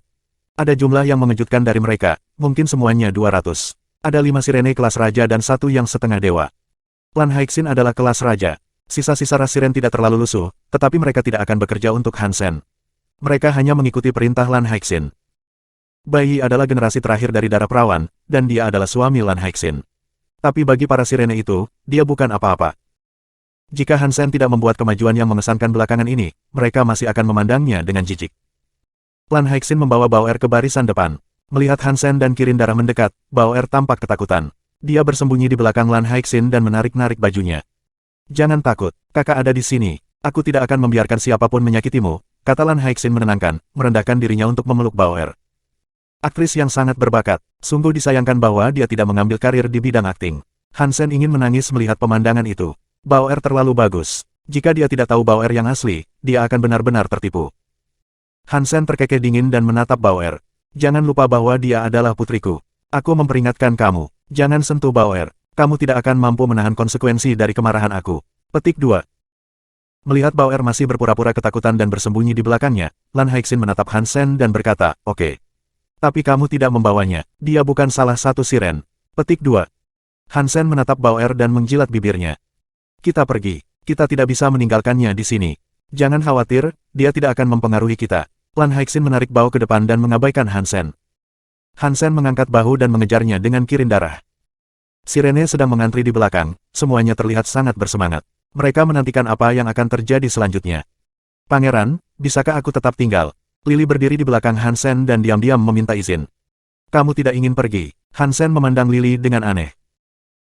Lily mulai menjawab, tapi tiba-tiba, seorang wanita tua Sirene di sebelah Lan Haixin mendesis, ini adalah hari besar untuk Siren, dan kita semua harus pergi. Kecuali kamu bukan salah satu dari kami. Petik 2. Lily kaget, dan dia memeluk tubuhnya sendiri. Dia menundukkan kepalanya dan tidak mengatakan apa-apa. 2369 di mana relik Lis Han Sen mengerutkan kening, dan Lily tampak kesal. Kemudian dia menyadari sesuatu. Han Sen naik di atas Kirin darah, mengikuti perlahan di belakang Lan Haixin. Dia berperilaku seolah-olah dia tidak peduli, tetapi kenyataannya, dia tidak tahu di mana relik itu berada. Dia tetap hati-hati di belakang Lan Haixin di mana dia tidak perlu memimpin party. Yang membuat Han Sen bingung adalah Sirene wanita tua di depan tidak membimbing mereka menjauh dari planet Water Zone. Mereka sebenarnya menuju relung laut yang lebih dalam. Apakah harta karun Siren ada di planet ini? Jika hartanya ada di sini, mengapa mereka tidak pergi dan mengambilnya saja? Han Sen berpikir sejenak dan tiba-tiba menyadari, mungkin Lan Haixin dan yang lainnya tidak memiliki relik itu. Mungkin mereka tidak membawanya, relik itu mungkin sudah ada di planet Water Zone ketika mereka datang ke sini. Petik 2. Han Sen berpikir lagi, dan dia mempertimbangkan banyak detail. Dia berpikir, jika itu yang terjadi, maka Ibu Baiyi seharusnya menyimpan relik itu. Kalau begitu, mengapa Ibu Baiyi tidak memberikan relik itu kepada putranya? Berdasarkan entry jurnal kemarahan di komputer Baiyi, dia tidak tahu di mana relik itu berada. Tapi Lan Haixin melakukannya. Seluruh skenario ini tidak masuk akal. Petik 2.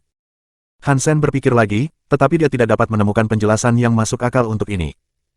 Dia akhirnya bosan dengan garis pemikiran yang tidak membuahkan hasil, jadi dia memutuskan untuk berguling dengan hal-hal dan melihat kemana keberuntungannya mungkin membawanya.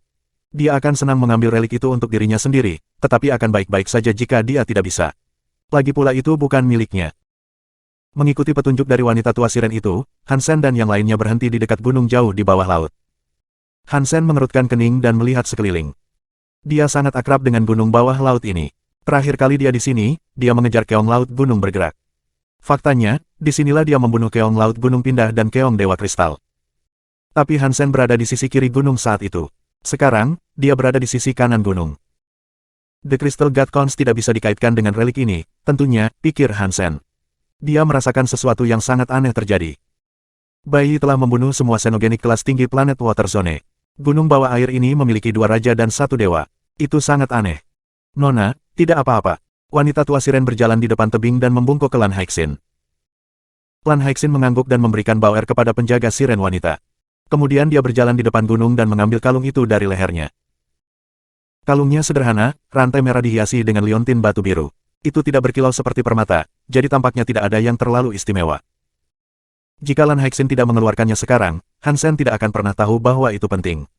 Dia akan berjalan melewatinya jika dia tergeletak di sisi jalan. Itu terlihat terlalu biasa bahkan untuk menarik perhatian.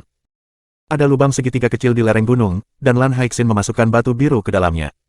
Batu itu pas dengan lubang kecil itu dengan sempurna. Kemudian, suara ledakan datang dari dalam gunung.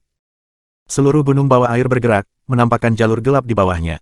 Tangga mengarah ke bawah, tetapi ketika Han Sen mencoba untuk melihat ke bawah, dia hanya bisa melihat kegelapan. Air laut juga telah dipisahkan oleh suatu kekuatan tersembunyi. Jalan setapak itu kering. Wanita tua sirene itu perlahan-lahan menuju tangga, dan Lan Haixin membawa bauer dan siren lainnya bersamanya. Han Sen mengerutkan kening dan mengikuti Lan Haixin. Dia melihat sekeliling dengan ragu, merasa gugup tentang sesuatu yang tidak terlihat. Dia tidak tahu apa yang membuatnya gelisah. Tapi naluri Han Sen bisa diandalkan. Selain tebakannya tentang apakah dia akan menerima jiwa binatang atau tidak, perasaannya yang lain cukup akurat. Jika Han Sen merasa gelisah ini, pasti ada bahaya yang mengintai di tempat itu. Tapi dia belum bisa mendeteksi kehadiran yang seharusnya tidak ada di sana. Tangga itu mengarah ke bawah dan ke bawah, seolah-olah tidak akan pernah berakhir. Orang-orang bersinar seperti lampu suci dalam kegelapan, tetapi lampu mereka hanya menerangi sebagian kecil dari area di sekitar mereka. Dan cahayanya tidak menembus jauh di bawah. Han Sen melihat ke bawah tangga yang gelap, dan dia merasa seolah-olah sedang berjalan ke dalam perut neraka dari beberapa binatang yang mengerikan. Lili ketakutan, dan dia berdiri sedekat mungkin dengan kirin darah. Dia hampir mendapati dirinya memeluk kaki Han Sen. Dia biasanya memiliki bekas luka kirin darah dan menjauh darinya sejauh yang dia bisa. Jelas, kegelapan jauh lebih menakutkannya. Keputusannya untuk tetap dekat dengan Han Sen dan darah kirin mengungkapkan betapa ketakutannya dia sebenarnya. Dalam keadaan lain, Han Sen sudah akan menghiburnya. Tapi dia menyamar sebagai Baiyi. Baiyi bukanlah pria yang menunjukkan kasih sayang dan perhatian pada orang lain, jadi dia berpura-pura seolah-olah tidak ada yang bisa dilihat. Kelompok itu bergerak tanpa suara. Han Sen tidak yakin berapa lama mereka akan bepergian, tapi dia pikir itu setidaknya 8 jam sebelum mereka melihat cahaya di depan dalam kegelapan. Kita hampir sampai. Wanita tua sirene itu tampak bahagia, dan dia bergerak sedikit lebih cepat. Cahaya semakin terang. Setelah berjalan selama setengah jam lagi, Han Sen melihat apa yang berjemur di cahaya. Dan apa yang dilihatnya mengejutkannya. Itu adalah istana kristal yang tampak seperti berasal dari legenda. Seluruh istana bermandikan cahaya suci dan awan misterius. Itu tampak seperti sesuatu yang keluar dari mimpi. Ketika Han Sen dan yang lainnya mendekat, mereka melihat bahwa gerbang istana kristal memiliki tanda di atasnya. Itu benar-benar dikatakan Crystal Palace. Melihat Crystal Palace, Han Sen merasa agak gugup. Jantungnya melonjak. Crystal Palace sepenuhnya transparan, seolah-olah dibuat dari kristal yang sempurna. Dia seharusnya bisa melihat langsung melalui itu, tetapi awan dan kilau cahaya pelangi yang aneh tergantung di dalam Crystal Palace. Tidak mungkin untuk melihat apa yang ada di dalam istana. Cahaya pelangi membuat Han Sen lengah. Itu tampak seperti pelangi Crystal God Cons. Kristal di Crystal Palace tampak seperti bahan yang menyusun cangkang keong dewa kristal. Apakah itu hanya kebetulan? Han Sen bertanya-tanya, tapi dia meragukan itu. Sekarang Han Sen ragu-ragu untuk terus maju. Jika Keong Dewa Kristal adalah seorang Xenogenik dari Crystal Palace, mungkin saja Xenogenik dewa lain mungkin ada di dalamnya juga. Hansen menatap Bauer dan burung merah kecil di atas bahu Bauer. Mereka tampaknya tidak peduli dengan tempat itu, jadi itu membuatnya sedikit tenang. Saat Hansen berpikir, tim itu datang sebelum gerbang Crystal Palace. Dan di sana, Lan Haixin memandang Hansen. Giliranmu. Hansen kaget. Dia tidak tahu apa maksud Lan Haixin, tetapi dia tidak bisa mengungkapkan kebingungannya. Jadi, Hansen terus melihat ke gerbang Crystal Palace, berpura-pura tenggelam dalam pikirannya. Kamu sudah di sini. Apa yang kamu tunggu? Apakah kamu tidak mempercayai ibumu? Jika dia tidak menyetel gerbang Crystal Palace untuk hanya terbuka untuk darah kamu, aku tidak akan menerima permintaannya. Lan Haixin memandang Hansen dengan dingin. Sekarang setelah kamu tahu di mana Crystal Palace berada, apakah kamu benar-benar akan mencoba mundur dari kesepakatan kita? 2370 botol sirene, subscribe Penatua. Relik itu ditinggalkan oleh ibu bayi. Mengapa dia tidak memberikannya pada bayi? Dia bahkan tidak memberitahu bayi tentang lokasinya, tapi dia memberikannya kepada orang luar seperti Lan Haixin. Apakah ibu bayi seorang patriot yang menghargai kebaikan Siren di atas segalanya? Hansen mengira ada yang salah dengan situasi ini. Wanita tua Sirene memandang Hansen, yang membeku di tempat. Mengabaikan apa yang dikatakan Lan Haixin, dia menggonggong dengan nada yang lebih kasar, "Pangeranku, baik darahmu maupun darah perawan suci itu tidak murni. Meskipun kamu tahu di mana relik itu berada, tanpa darah perawan suci, kamu tidak akan bisa mengaktifkan relik tersebut. Perawan suci terakhir menyimpan relik itu darimu karena kekeras kepalaanmu. Dia khawatir kamu akan melukai dirimu sendiri dengan itu." Petik 2. Hansen dengan dingin mendengus dan berkata, "Bagaimana aku bisa tahu, jika dia tidak ingin memberiku relik itu?" Lan Haixin kesal. "Kamu menaruh kecurigaan tentang ibumu sendiri. Memalukan memiliki kamu sebagai seorang putra. Aku merasa sangat kasihan padanya, mengerahkan semua upaya untuk membesarkanmu." Petik 2. Wanita tua Sirene berkata, "Pangeran, kamu terlalu khawatir. Jika perawan suci terakhir tidak ingin kamu memiliki relik itu, mengapa dia memprogram Crystal Palace untuk meminta darah kamu dibuka? Dia khawatir kamu akan terburu-buru untuk mengambil relik itu, datang ke sini sendirian, dan terluka karenanya. Sekarang, kamu dapat mengklaim relik itu dengan perawan suci Lan. Dengan menggabungkan kedua darah kamu bersama, kamu harus dapat mengaktifkan relik tersebut. Tidak akan ada resiko seperti itu. Inilah yang diinginkan perawan suci terakhir." Petik 2. Menggunakan darah lagi. Aku sebenarnya bukan bayi. Bisakah darahku membuka Crystal Palace? Hansen merasa tertekan, dan kemudian dia berpikir, mungkin pemrograman Crystal Palace berfokus pada tubuh Raja Air asli. Setidaknya aku harus mencobanya. Jika itu tidak berhasil, maka aku dapat memberitahu mereka bahwa aku belum sepenuhnya mengambil alih tubuh Hansen, dan bahwa aku masih memiliki beberapa gen untuk dikirim. Aku dapat memberitahu mereka bahwa aku akan kembali lain kali untuk mencoba. Aku harus menunda ini selama mungkin. Petik 2. Begitu Hansen memikirkan sebuah rencana, dia berjalan ke pintu Crystal Palace. Kupu-kupu mata ungu di mata kanannya berputar cepat saat dia memeriksa pintu kristal di depannya. Pintu kristal itu setinggi 10 meter, dan itu tampak sangat kuat. Ada lingkaran cahaya buram di sekitarnya, dan itu dipenuhi dengan warna pelangi. Itu terlihat agak ajaib. Itu adalah pintu ganda, dan masing-masing sisi menampilkan gambar Sirene perempuan. Istana ini jelas telah ditinggalkan oleh Siren, karena gayanya sangat khas. Hansen tahu bahwa dia tidak bisa begitu saja meneteskan darah ke pintu dan berharap pintu itu akan terbuka. Pasti ada semacam sistem yang terlibat, dan itulah yang dicari Hansen. Dengan bantuan kupu-kupu mata ungu, Hansen menemukan tempat khusus di pintu. Kedua sisi pintu menampilkan ukiran wanita Sirene, dan kedua lengan wanita itu terlipat satu sama lain. Keempat tangan berkumpul untuk menggenggam botol kristal. Botol kristal berada di tengah pintu. Gaya botol kristal membuat Hansen cemberut, karena itu mengingatkannya pada lembaran kaca kristal Godcons. Botol kristal itu seperti ukiran. Di tengah botol ada lubang kecil. Jika dia tidak memperhatikan dengan cermat, dia tidak akan menyadarinya. Tapi dengan kupu-kupu mata ungu, Hansen bisa melihat bagaimana botol itu dibuat. Hansen berjalan tepat di depan pintu. Dia mengangkat tangannya ke pahatan botol kristal, dan saat dia mendekat, dia menggunakan tubuh Raja Air asli untuk mengubah tangannya menjadi air. Jari-jarinya menyentuh lubang itu, dan beberapa air terpisah dari jari-jarinya untuk menetes ke dalamnya. Kemudian Hansen menarik tangannya ke belakang dan mundur selangkah. Dia mengawasi pintu Crystal Palace. Dari reaksi yang diberikan oleh Lan Haixin dan yang lainnya, Hansen tahu dia telah melakukannya dengan benar. Tapi dia masih berhati-hati. Dia mempertimbangkan apa yang akan dia katakan jika dia tidak dapat membuka pintu Crystal Palace. Kacaca.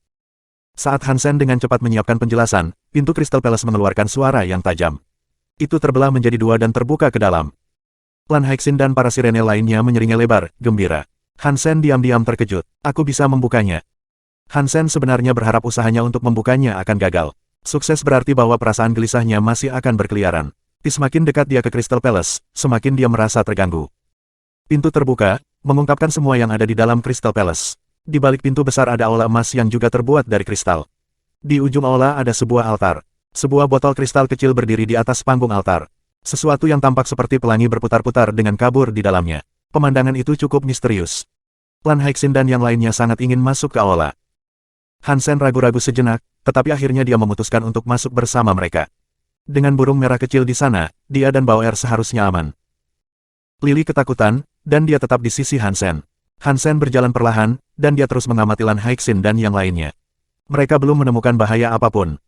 Seluruh aula sangat damai. Lan Haiqin dan yang lainnya berdiri di depan altar. Wanita tua Sirene menatap botol kecil di peronnya ketika dia tiba-tiba berkata, "Ya, ya. Ini adalah peninggalan kita, botol Sirene. Ras kita bisa bangkit dari abu sekali lagi." Petik 2. Setelah itu, kegembiraannya pecah menjadi tangisan. Dengan penuh air mata, dia berulang kali membungkuk di depan botol. Semua Sirene mulai membungkuk, meniru wanita tua Siren.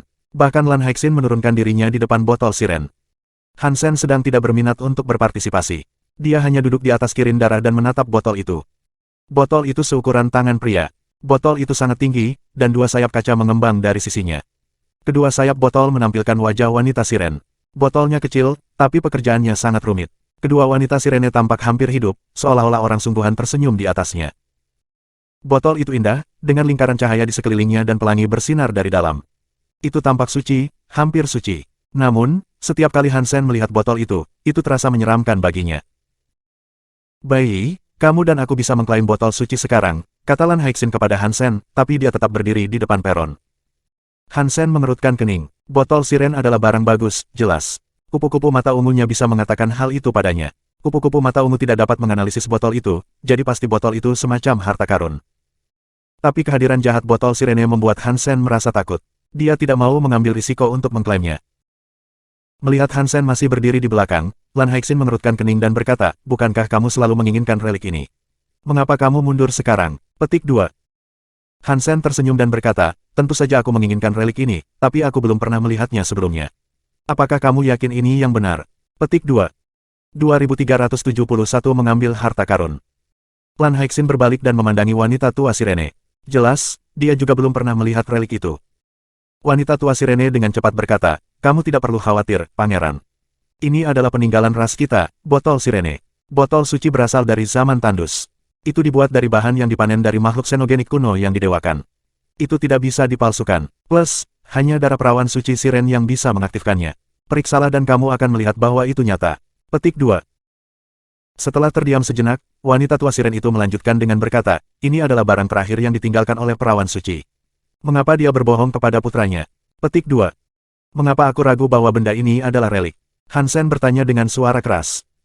"Jika kamu belum pernah melihat relik itu sebelumnya, bagaimana kamu tahu?" Lan Haiqin bertanya. "Kelihatannya tidak benar. Jika menurut kamu itu adalah relik, lanjutkan dan ambillah. Aku akan pergi ke tempat lain dan melihat-lihat," kata Hansen, lalu dia keluar dari aula. Wanita tua Sirene menghentikannya. "Pangeran, perawan suci itu sepertimu. Darahnya tidak murni. Untuk mengaktifkan relik, kamu berdua harus bekerja sama. Salah satu dari kalian tidak bisa hilang." Petik 2. "Mari kita lihat-lihat dulu." Hansen memerintahkan Kirin darahnya untuk maju ke depan. Darah Kirin meraung dan menuju ke salah satu pintu samping aula. Wanita tua Siren setengah dewa, tapi mencoba menghentikan Kirin darah dan Hansen lebih dari yang dia berani. Jadi, dia mundur. Lan Haiqin memandang Hansen saat dia meninggalkan aula. Dia menggigit bibirnya dan melangkah lebih dekat ke altar. "Aku tidak yakin aku bisa mengaktifkan botol suci." Wanita tua Sirene menghentikannya dan berkata, "Jangan sembrono, Nyonya. Botol suci adalah harta ras kita, tetapi kekuatan yang dimilikinya tidak diketahui. Tanpa darah perawan murni akan sulit mengaktifkannya. Kamu bahkan mungkin terluka. Itulah sebabnya perawan suci terakhir tidak memberikan botol suci langsung kepada pangeran. Kamu tidak bisa mengambil risiko melakukan ini sendirian."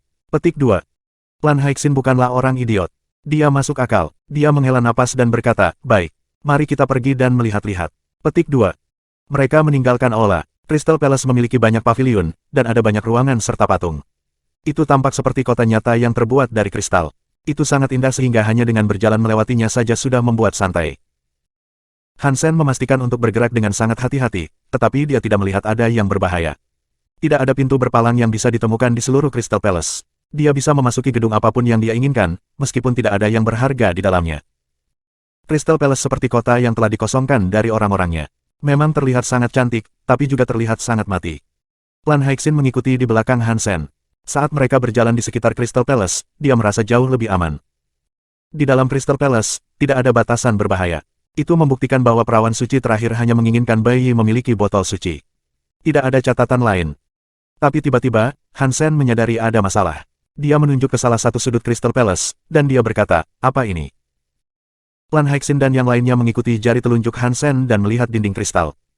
Tidak seperti dinding kristal lainnya, dinding ini memiliki lumut hijau yang tumbuh di atasnya. Aneh, mengapa ada lumut di sini? Lan Haixin merasa bingung saat dia berjalan menuju dinding kristal. Lumut itu telah menutupi seluruh dinding. Itu mencapai jauh di atas tanah, dan ketika Hansen melihat lebih dekat, ada tanda-tanda yang jelas bahwa ada sesuatu yang memanjatnya baru-baru ini. Tidak hanya ada satu set track. Sepertinya ada sesuatu yang sering lewat.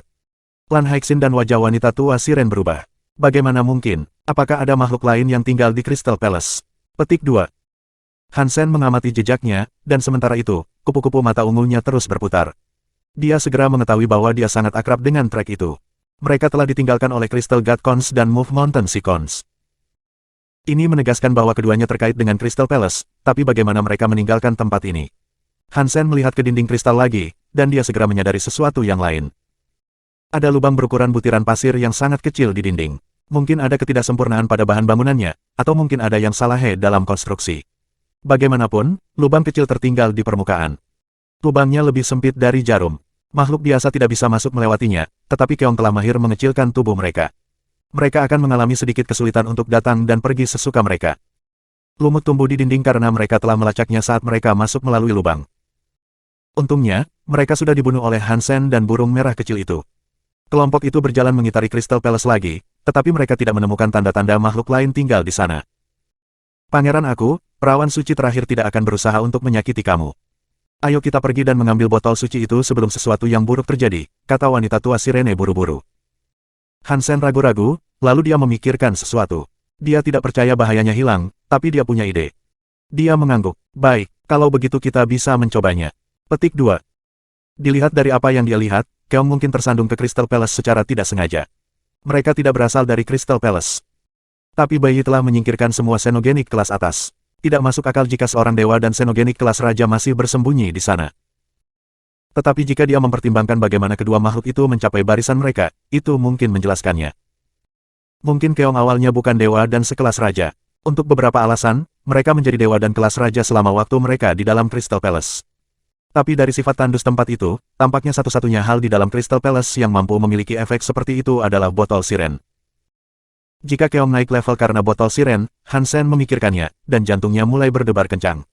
Botol itu telah menjadi dewa xenogenik. Setiap elit yang didewakan menginginkan sesuatu seperti ini. Karena itu, Hansen berubah pikiran. Dia ingin melihat apakah dia bisa menggunakan botol siren untuk dirinya sendiri.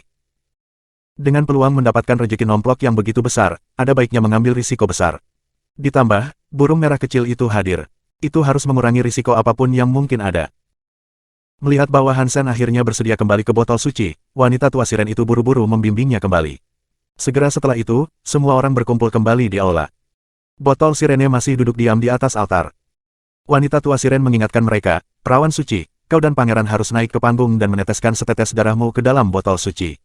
Jika diaktifkan, botol akan memilih masternya. Petik 2. Setelah itu, dia melihat ke arah Hansen dan berkata, Pangeranku, kekuatan darah dari kalian berdua akan meleleh ke dalam botol suci. Peluang kepemilikan adalah 50-50. Terlepas dari siapa yang mendapatkan botol itu, aku harap kita semua bisa bekerja sama. Petik 2. Tentu saja, Hansen mengangguk, lalu dia berjalan menuju altar bersama Lan Haixin. Keduanya bergerak dengan hati-hati, tetapi tidak ada yang terjadi dalam perjalanan mereka. Hansen dan Lan Haixin mencapai platform dengan selamat. Mereka saling memandang. Lan Haixin mengertakkan giginya, mengulurkan jarinya, dan membiarkan setetes darah jatuh ke dalam botol siren. Hansen melihat ke dalam botol dan melihat warna pelangi buram yang familiar. Dia tidak bisa melihat yang lain. Setelah tetesan darah Lan Haixin jatuh, cairan itu menghilang ke pelangi seolah-olah tidak ada yang terjadi. Hansen ragu-ragu. Dia membuang tubuh asli Raja Airnya, lalu menaruh setetes air ke dalam botol. Air Hansen jatuh langsung ke botol siren, dan kemudian botol sirene mulai bergetar seperti orang gila. Pelangi buram itu berputar seperti pusaran air, dan sepertinya akan meletus setiap saat. 2372 playoff saat pelangi mengamuk pada botol itu sendiri mulai mengapung. Wajah Hansen memucat, perasaan buruk tiba-tiba menyapu dirinya. Dia buru-buru mundur dari altar dan kembali ke Kirin darah. Lan Haixin masih menatap botol sirene yang bersinar itu. Tidak menyadari bahaya yang muncul di hadapannya, dia masih menunggu botol siren untuk memilih tuannya. Ketika para sirene yang lain melihat bahwa botol sirene telah diaktifkan, mereka berlutut dan mulai membungkuk di depannya. Mereka juga menggumamkan kata-kata yang tidak dimengerti Hansen. Dia mengira itu adalah bahasa siren. Ledakan. Cahaya pelangi botol siren meledak. Lingkaran botol itu melebar, tampak seperti pilar cahaya yang mencapai puncak Crystal Palace. Setelah pelangi buram menyentuh langit-langit Crystal Palace, pelangi itu mulai menyebar. Itu mulai merembes ke seluruh Crystal Palace. Seluruh bangunan mulai bersinar terang, seolah-olah semuanya telah disiram cahaya pagi. Rantai substansi rahasia altar juga terpengaruh oleh pelangi buram. Itu mulai bersinar juga. Banyak mantra magis mulai dimainkan di atas altar. Lin Haixin akhirnya menyadari ada sesuatu yang salah. Mereka semua menoleh untuk melihat Hansen. Lan Haixin meninggalkan altar untuk bertanya pada Hansen, "Bai, apa ini?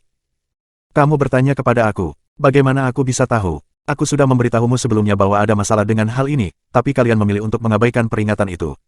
Hansen ingin meninggalkan Crystal Palace, tetapi pintu utama telah dihalangi oleh cahaya berwarna pelangi. Hansen mencoba membukanya beberapa kali, tetapi setiap upaya berakhir dengan dia terlempar kembali oleh kekuatan pelangi itu. Meskipun cahayanya pudar di mana-mana, itu tidak melukai siapapun. Tapi Hansen tidak bisa keluar, jadi dia masih terjebak di sana bersama mereka. "Kamu dan ibumu merencanakan ini agar kamu bisa menipu kami." Wanita siren tua berteriak, menunjuk ke arah Hansen. Hansen mengabaikannya. Dia jelas orang tolol, dan tidak ada gunanya mencoba memahaminya. Sirene tidak bisa meninggalkan Ola. Wanita tua siren menunjuk ke arah Hansen dan berkata, "Tangkap dia. Aku tidak percaya bahwa Jalang akan meninggalkan putranya." Petik 2. Hansen menatap wanita tua siren yang bodoh itu untuk waktu yang lama. "Apakah kamu mengalami stroke atau sesuatu?" Sirene masih mengelilingi Hansen, dan dia tidak tahu apa yang mereka pikirkan. Wanita tua setengah dewa adalah anggota terkuat mereka. Yang lainnya semua adalah kelas raja. Darah Kirin Hansen memiliki kekuatan setengah dewa. Dia tidak mengerti bagaimana wanita tua Sirene bisa berpikir bahwa perintah itu ide yang bagus. Tapi Siren tampak agak ragu-ragu. Mereka mengepung Hansen, tetapi mereka tidak berusaha menyerangnya.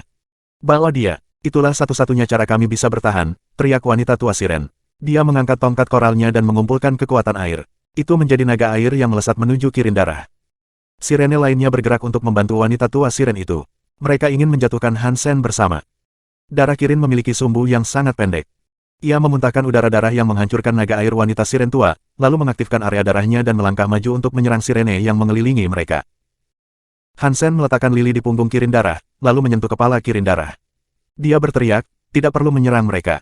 Dia masalahnya." Petik 2. Sirene disetrum. Hansen menunjuk wanita tua itu. Wanita tua Sirene mendengus dingin. "Bahkan sekarang, kamu masih mencoba memecah belah kami. Kamu jahat, kami buta, dan tidak dapat memberitahu kamu apakah ini jahat. Lebih baik kamu memberitahu kami konspirasi apa yang kamu dan pelacur itu buat. Jangan marah kepada kami karena kami akan menyakiti anggota keluarga kami sendiri." Petik 2. Setelah itu, wanita tua Sirene menggunakan tongkatnya melawan Kirin darah. Darah Kirin meraung balasan dan berlari ke depan untuk melawan wanita tua Siren. Wanita tua Sirene tidak bisa bersaing dengan Kirin darah. Area yang dia buat tidak cukup untuk memblokir area darah yang menyebar dari darah Kirin. Dia langsung dirugikan. "Apa yang kamu tunggu? Jatuhkan mereka. Ini satu-satunya kesempatan kita untuk hidup," teriak wanita tua Siren. Raja Siren bergerak maju untuk bertarung, tetapi wajah Lan Haixin tampak ragu-ragu. "Lan Haixin, pikirkan tentang ini. Siapa yang memungkinkan kamu membuka relik itu? Siapa yang membawa Yu di sini? Siapa yang bilang botol itu relik? Siapa yang memprovokasi pertarungan ini?" Hansen berteriak ke Lan Haixin. Tangannya mencengkeram kepala Kirin darah. Dia tidak akan membiarkan Blood Kirin menyerang siapapun selain wanita tua Siren. Hansen tidak berusaha bersikap baik dengan membiarkan hidup mereka. Sebaliknya, dia cukup yakin bahwa wanita tua Siren ingin dia membunuh semua Siren di sana.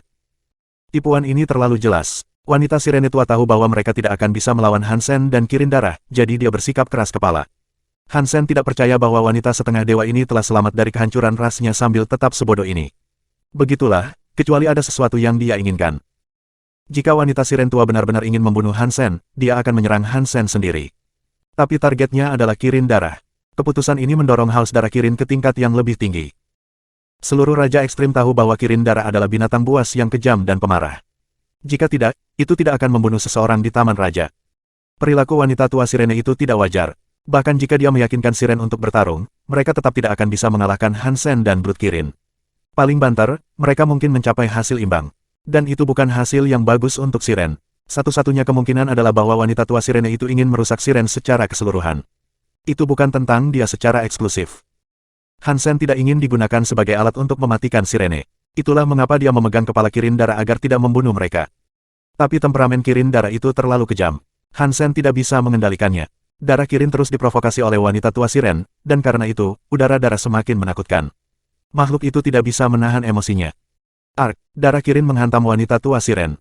Tubuhnya terbang dan menabrak salah satu dinding kristal istana. Dia batuk darah. Perawan suci, apakah kamu tidak mengerti? Jika kita tidak membunuh untuk bertahan hidup, siren semua akan dibunuh di sini dan sekarang. Bayi dan ibunya akan menghancurkan ras kita. Wanita tua sirene berlumuran darah. Rambutnya acak-acakan, dan sepertinya dia hampir menangis. Tapi Kirindara tidak ragu-ragu. Itu meraung dan pergi ke arah wanita tua siren. Hansen tidak bisa menghentikannya.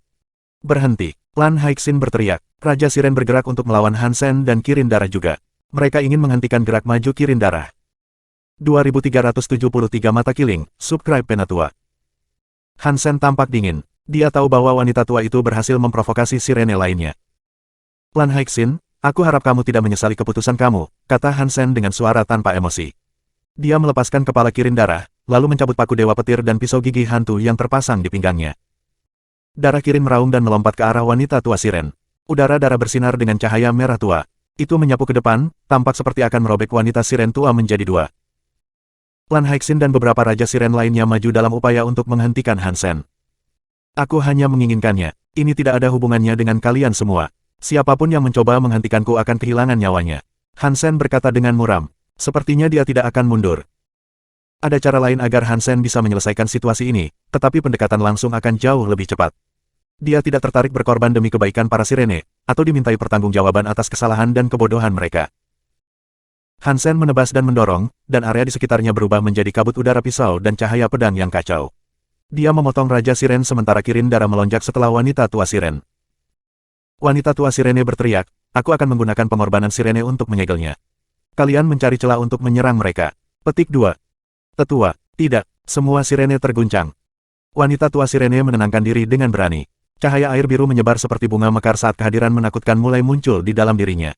Bayangan berbentuk sirene mendarat di atasnya, dan kehadirannya tiba-tiba meletus seperti gunung berapi. Cahaya air biru meluncur keluar dari wanita tua siren dan menjadi tentakel biru yang membungkus darah Kirin. Darah Kirin mematahkan tentakel, tetapi lebih banyak lagi yang mendekat dengan cepat. Mereka berhasil menjebak Hansen dan Kirindara dalam genggaman mereka yang terikat. Elder, mengapa kamu melakukan ini? Lan Haixin tampak pucat. Dia tahu persis apa yang dilakukan wanita tua siren itu. Sirene lainnya juga merasakan hal yang sama, mereka tahu bahwa menggunakan pengorbanan sirene berarti menghabiskan hidup seseorang. Wanita tua sirene menyerahkan nyawanya, dan dia jelas tidak bermaksud menyakiti mereka. Banyak dari sirene memandang Hansen dan Kirindara dengan kebencian yang menyayat hati. Bagaimanapun, itu adalah Hansen dan Kirindara yang telah mendorongnya untuk membuang nyawanya dan melemparkan pengorbanan siren. Hansen tahu bahwa kesempatan terakhirnya untuk menghubungi mereka telah menghilang. Tindakan wanita tua sirene sangat efektif. Tidak peduli apa yang dia katakan, sirene yang lain tidak lagi mempercayainya. Itu tidak masalah. Bukan tugas aku untuk menyelamatkan nyawa para idiot ini. Jika mereka sangat ingin mati, maka tidak seorang suci pun dapat menghentikan mereka. Aku hanya Hansen. Hansen dengan tenang menatap wanita siren tua itu. Dia mendorong tentakel cahaya biru, dan wanita tua siren yang tampak pemberani memberinya senyum mengejek. Kali ini, Lan Haixin tidak perlu memberi perintah kepada sirene untuk menyerang Kirindara dan Hansen. Sirene bergegas maju untuk membunuh mereka saat wanita tua siren itu menjebak mereka. Terserah kau, gumam Hansen pada dirinya sendiri. Dia menggunakan area tubuh Raja Air Asli dan area Naga Laut. Banyak area bertabrakan di dalam istana. Hansen mencabut pisaunya, dan Kirindara itu mengeluarkan suara gemuruh. Dia merobek tentakel cahaya biru untuk menyerang wanita tua siren. Pisau dan pedang berkedip-kedip di sekitar mereka saat sirene menyerang Hansen dan Blood Kirin dengan marah. Raja Siren dipenuhi dengan haus darah, dan Hansen harus berurusan dengan mereka dan bertarung melalui tentakel pada saat yang bersamaan. Situasinya sangat mengerikan dan berbahaya. Para sirene mencoba yang terbaik, dan wanita sirene tua itu memastikan untuk terlihat sesedih dan seberani mungkin. Dia menghabiskan kekuatan hidupnya sendiri untuk mempertahankan bayangan siren iblis, dan sepertinya cahayanya akan padam. Dia masih berjuang untuk bertahan. Ketujuh lubangnya berdarah, rambutnya telah memutih, dan sepertinya dia sedang sekarat. Tiba-tiba, wanita tua sirene itu batuk darah. Tubuhnya gemetar, dan sepertinya dia akan jatuh. Lebih tua, Lan Haixin berteriak. Lupakan aku pantas mati. Aku tidak bisa membiarkan sirene dihancurkan tepat di depan mata aku. Aku akan melindungi sirene dan darah mereka, bahkan jika itu mengorbankan nyawa aku, teriak wanita tua sirene itu. Cahaya biru meledak lagi dengan volume yang lebih besar. Sepertinya dia telah mencurahkan semua sisa nyawanya ke dalam ledakan terakhir ini. Mata Sirene memerah karena dipenuhi dengan amarah dan kesedihan. Mereka menggunakan 120% kekuatan mereka. Mereka ingin menggunakan kesempatan terakhir ini untuk mengalahkan Hansen dan Blood Kirin. Lan Haixin, kamu masih bisa kembali jika kamu menghentikan ini sekarang.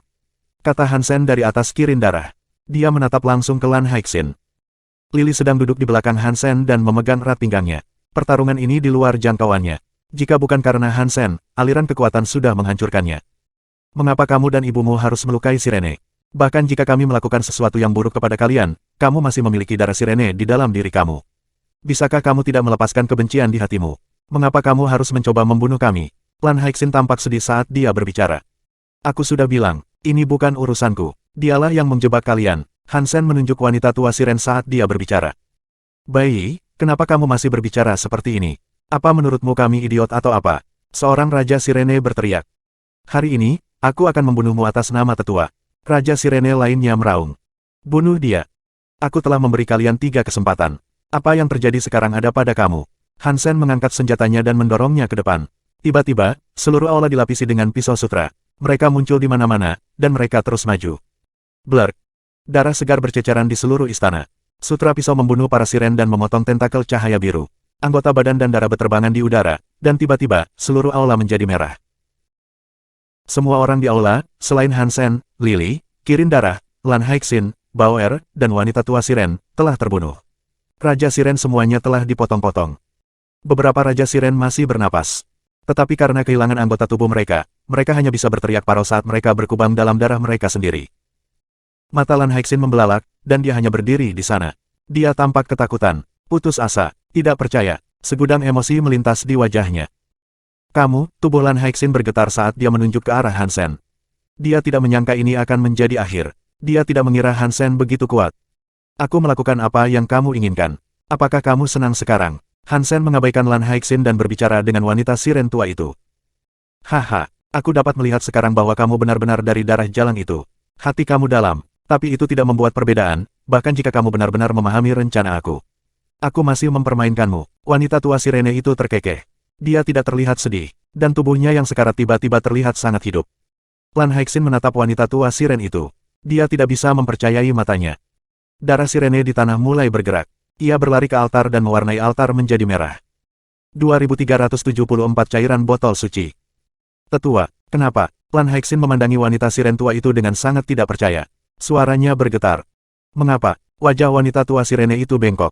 Dia mengertakkan gigi dan berkata, aku juga ingin tahu kenapa. Aku ingin tahu mengapa aku begitu berbakat, namun, tidak ada satupun Sirene yang dapat menghargai pencapaian aku. Apakah karena aku tidak memiliki darah perawan suci? Itukah sebabnya jalang itu menjadi perawan suci? Jika pengkhianat seperti itu bisa menjadi perawan suci, mengapa aku tidak bisa? Petik 2. Aku menunggu bertahun-tahun sampai jalang itu mati, tapi mereka membiarkanmu, seorang gadis yang bahkan tidak memiliki darah murni, menjadi perawan suci sebagai gantinya. Aku ingin tahu mengapa mereka tidak pernah mempertimbangkan untuk memberi aku kesempatan. Aku sangat pintar, tak seorang pun di antara Sirene bisa melakukan hal-hal yang telah aku lakukan. Tapi hanya karena aku tidak memiliki setetes darah perawan suci, aku harus dianggap orang biasa. Di dunia ini, tidak ada gunanya bertanya, mengapa? Hal-hal hanya menjadi milik kamu jika kamu memperjuangkannya. Wanita tua Siren tertawa terbahak-bahak. Sekarang, akhirnya aku memiliki kesempatan ini. Jika Sirene tidak mau menerima aku, maka aku akan menghancurkan seluruh ras ini. Aku akan mempersembahkan darahku ke botol Siren dan memunculkan ras baru, yang akan memujaku sebagai alfa mereka. Petik 2. Karena itu, kamu bersedia membunuh yang terakhir dari jenis kita. Lan Haixin terlihat sangat sedih. Mereka bukan apa-apa. Selama aku memiliki botol Sirene, aku bisa didewakan. Aku bisa membuat balapan sendiri. Wanita tua Sirene itu terdengar agak gila. Kamu tidak memiliki darah perawan suci. Kamu tidak dapat mengontrol botol Sirene. Semua yang telah kamu lakukan adalah untuk apa-apa. Lan Haixin tampak sangat sedih. Wanita tua Siren tertawa. Kalau begitu, kau harus berterima kasih pada jalang itu. Dia ingin putra hibridanya mengklaim botol suci itu. Dia membangun Crystal Palace dan altar darah di sini dan membuat kesepakatan denganmu. Dia melakukan semua ini untuk keuntungannya. Dia hanya menggunakanmu untuk darahmu. Dengan altar ini, darah Sirene, dan kehalusan botol suci, aku bisa mengendalikannya. Bahkan tanpa darah perawan suci. Petik 2. Aku menderita banyak penghinaan ketika aku masih muda, tapi aku memihak jalang itu. Aku melakukan semua yang aku bisa untuk mendapatkan kepercayaannya. Aku hampir mati beberapa kali selama melayani dia. Bahkan anakku mati untuknya. Aku berkorban begitu banyak untuk mendapatkan imannya. Sekarang, aku satu-satunya yang bisa menggunakan teknik ini. Jalan itu tidak akan pernah membayangkan aku berencana untuk mengkhianatinya. Dia tidak pernah tahu akulah yang membunuhnya. Dia bahkan tidak bisa menceritakan rahasianya kepada putra hibridnya. Sekarang, semuanya menjadi milik aku. Aku akan menjadi alfa balapan berikutnya. Setelah mengatakan ini, wanita siren tua itu tertawa terbahak-bahak. Dia tampak sangat percaya diri. Kamu sepertinya lupa aku masih di sini. Hansen memandang wanita siren tua itu dengan bangga. Senyum wanita tua sirene menghilang saat dia melihat ke arah Hansen. Kamu tidak buruk. Kamu pasti licik seperti itu untuk menyembunyikan hal-hal begitu lama. Rencanamu sendiri lumayan, tapi kamu masih terlalu muda, dan kamu akhirnya membunuh semua siren. Sayang sekali. Sekarang, proses altar darah telah dimulai, dan botol suci sedang dimurnikan. Meski belum bisa digunakan sepenuhnya, aku hanya perlu meminjam sedikit kekuatannya untuk membunuhmu dan Kirin darah. Petik 2. Aku tidak percaya bahwa kamu benar-benar tanpa darah perawan suci.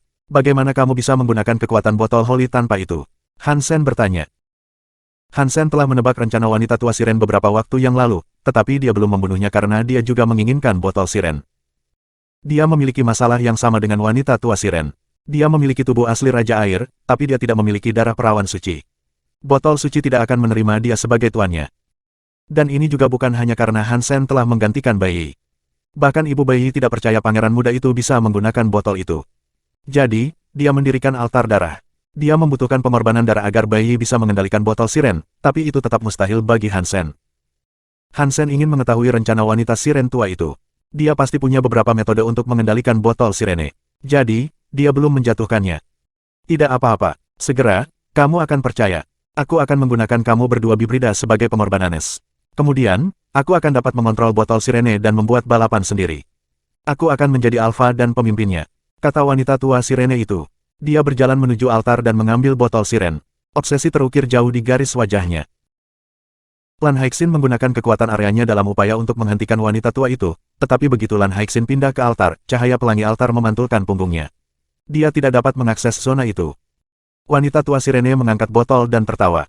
Pelacur murahan itu tidak setingkat denganku, tapi dia masih lebih baik dari kalian berdua. Kalian berdua bibrida akan mati hari ini. Petik 2. Hansen memandang wanita tua siren dengan penuh minat dan berkata, kamu akan membunuhku. Apa kau tidak takut Raja Ekstrim akan memburumu? Petik 2. Wanita tua siren menyeringai dan memandangnya dengan jijik. Aku melihat Bai Yi tumbuh dewasa. Selain jalan itu, tidak ada orang lain yang memahaminya lebih dari aku. Kamu bukan Bai Yi. Aku tidak tahu bagaimana kamu melakukan apa yang kamu lakukan. Mungkin itu keterampilan yang mirip dengan konsumsi. Tapi terlepas dari itu, kemampuanmu untuk membuka pintu Crystal Palace membuktikan bahwa kamu memurnikan darah bibrida Bai Yi. Aku mendapatkan darahmu dan memberikanmu kepada Raja Bai. Dia akan menghargai itu, aku pikir. Aku bisa mendapatkan botol siren dan menerima hadiah Raja Bai. Aku harus mengatakan, Tuhan sepertinya ada di pihak aku. Haha, petik 2. Lan Haixin memandang Hansen dengan kaget. Dia tidak pernah menyadari bahwa Bai Yi di depannya adalah palsu. Tapi dia tidak pernah mengira seseorang akan cukup berani untuk menyamar sebagai pangeran Raja Ekstrim. Bukannya membantah tudingan itu, Hansen mengakuinya. Dia berdiri diam dan memperhatikan wanita tua siren. Tangannya bersinar, kekuatan keluar dari tangannya dan mengalir ke botol siren. Sayap botol sirene seperti wajah wanita siren. Mereka tampak hidup, mata mereka bersinar dengan cahaya, dan gelombang biru berdesir di atas mereka. Mereka membuat suara isak sedih seperti alat musik sedang dimainkan. Tidak lama kemudian, tetesan air muncul di dalam botol. Wanita tua sirene dengan senang hati mengambil tetesan itu dan memasukkannya ke dalam mulutnya. Tubuhnya mulai bersinar dan berubah. Cahaya warna pelangi membilasnya, dan wajah seperti kulit pohon wanita sirene tua itu berubah. Umur dan kerutannya menghilang, dan dia menjadi seorang gadis berusia 18 tahun dengan kulit yang halus dan putih. Sisik ikannya tampak transparan dan kristal, dan bersinar dengan cahaya pelangi. Seluruh tubuhnya telah diperbarui sepenuhnya, dan kehadirannya berubah seiring dengan itu. 2375 membunuh tetua sirene, Keong Dewa Kristal menjadi dewa karena botol sirene itu. Hansen memandangi tetua siren. Dia tidak terlihat tua lagi. Sepertinya dia telah kembali menjadi seorang wanita muda. Tetua siren mengayunkan buntut ikannya, dan ombak melonjak di belakangnya saat dia berenang menjauh dari altar darah dan pergi menuju Hansen dan Lan Haixin. Dia tertawa angkuh. Selama aku memiliki botol suci, apapun yang aku inginkan ada dalam genggaman aku. Setelah itu, tetua sirene melambaikan tangannya. Cahaya pelangi ditembakkan ke Hansen dan Lan Haixin. Kekuatannya sekarang sangat berbeda dari kemampuan aslinya, dan serangannya mirip dengan cahaya pelangi buram yang terlihat di dalam botol siren. Lampu pelangi buram turun, berubah menjadi botol kristal di sekitar Hansen dan yang lainnya untuk menjebak mereka.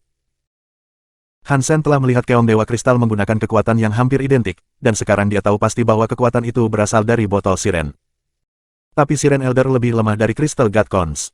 Dia menghasilkan kekuatan rantai zat, tapi itu sangat lemah. Itu tidak kokoh seperti rantai substansi Keong Dewa Kristal. Sepertinya dia tidak bisa benar-benar mengontrol kekuatan botol siren, tapi bagaimana Keong Dewa Kristal menggunakan kekuatan botol siren dengan baik? Itu tidak mungkin mengaktifkan botol siren. Dan itu juga tidak memiliki darah sirene yang diperlukan untuk melakukan pengorbanan, pikir Hansen dalam hati. Kekuatan Lan Haixin menghantam botol kristal, tetapi upaya itu sia-sia. Serangannya menghantam permukaan botol dengan kekuatan sekelas King, tapi itu tidak cukup bahkan untuk memocoknya di tempat. Haha, itu tidak berguna. Ini adalah kekuatan botol sirene. Izinkan aku mengambil darah kamu agar aku dapat menggunakannya pada botol sirene. Ketika aku mengendalikannya secara keseluruhan, aku akan mencapai kekuatan yang lebih besar lagi, dan kemudian aku bisa memulai balapan aku sendiri yang akan ada di seluruh alam semesta. Aku akan menjadi seorang alpha. Seringai gila membelah wajah tetua siren, dan warna pelangi yang menyelimuti dirinya menjadi lebih cerah. Botol kaca menjadi lebih kecil saat tetua siren memberikan tekanan padanya. Dia ingin meremukkan orang-orang di dalamnya. Burung merah kecil. Hansen mengerti bagaimana tetua sirene memanfaatkan botol siren, tetapi dia tidak ragu-ragu untuk memanggil burung merah kecil itu. Burung merah kecil itu terbang ke bahu Bauer, lalu melompat ke jari Hansen dan berkicau padanya.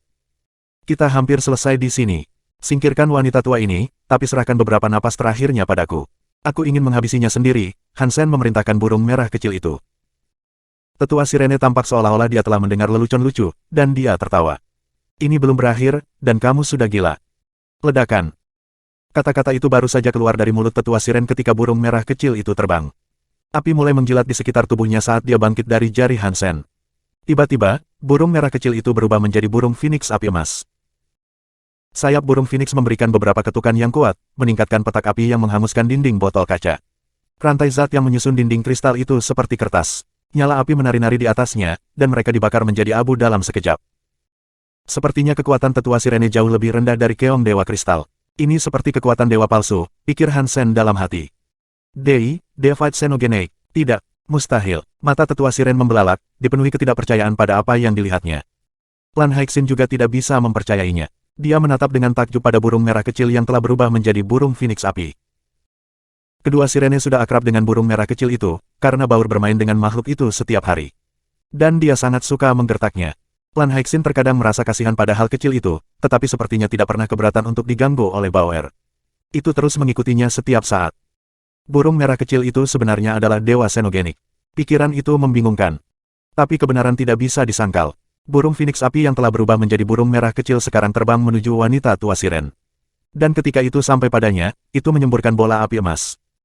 Tetua sirene berteriak, suaranya berdebar aneh di sekitar mereka.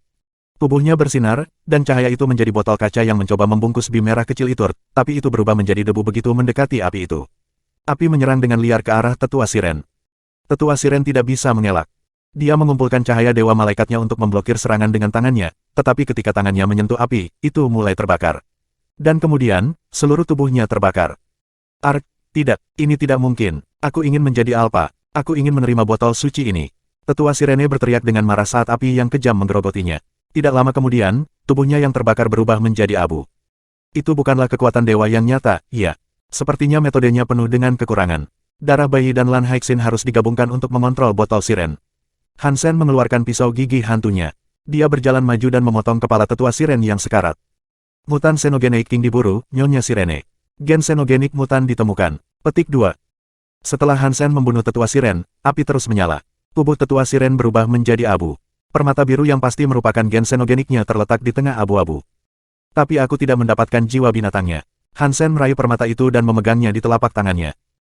Hansen menempatkan permata biru itu ke dalam saku dadanya, lalu mendekati altar. Pang! Hansen mencoba pergi ke altar, tetapi pelangi buram menghentikannya. Hansen mengerutkan kening. Dia meniru Siren Elder, tetapi dia masih tidak bisa mengakses altar. Lan Haixin menggigit bibirnya dan berkata, sepertinya kamu telah menyia-nyiakan usahamu di sini. Lagi pula, kamu tidak akan bisa mendapatkan botol suci. Petik 2. Hansen mengabaikannya. Dia melihat ke botol siren untuk beberapa saat dan tiba-tiba berkata, ini kamu, kan? Perawan suci terakhir Sirene, Ibu Bayi. Petik 2. Kamu adalah anak yang pintar. Suara seorang wanita keluar dari botol siren. Pelangi buram di botol menjadi fokus, berubah menjadi wanita sirene cantik yang tergantung di pintu masuk. Dia memiliki telinga putih dan sisik putih. Kulitnya tampak seperti batu giok, dan itu bahkan lebih halus daripada jadeskin milik Hansen. Rambutnya panjang dan hitam, dan mencapai pinggangnya.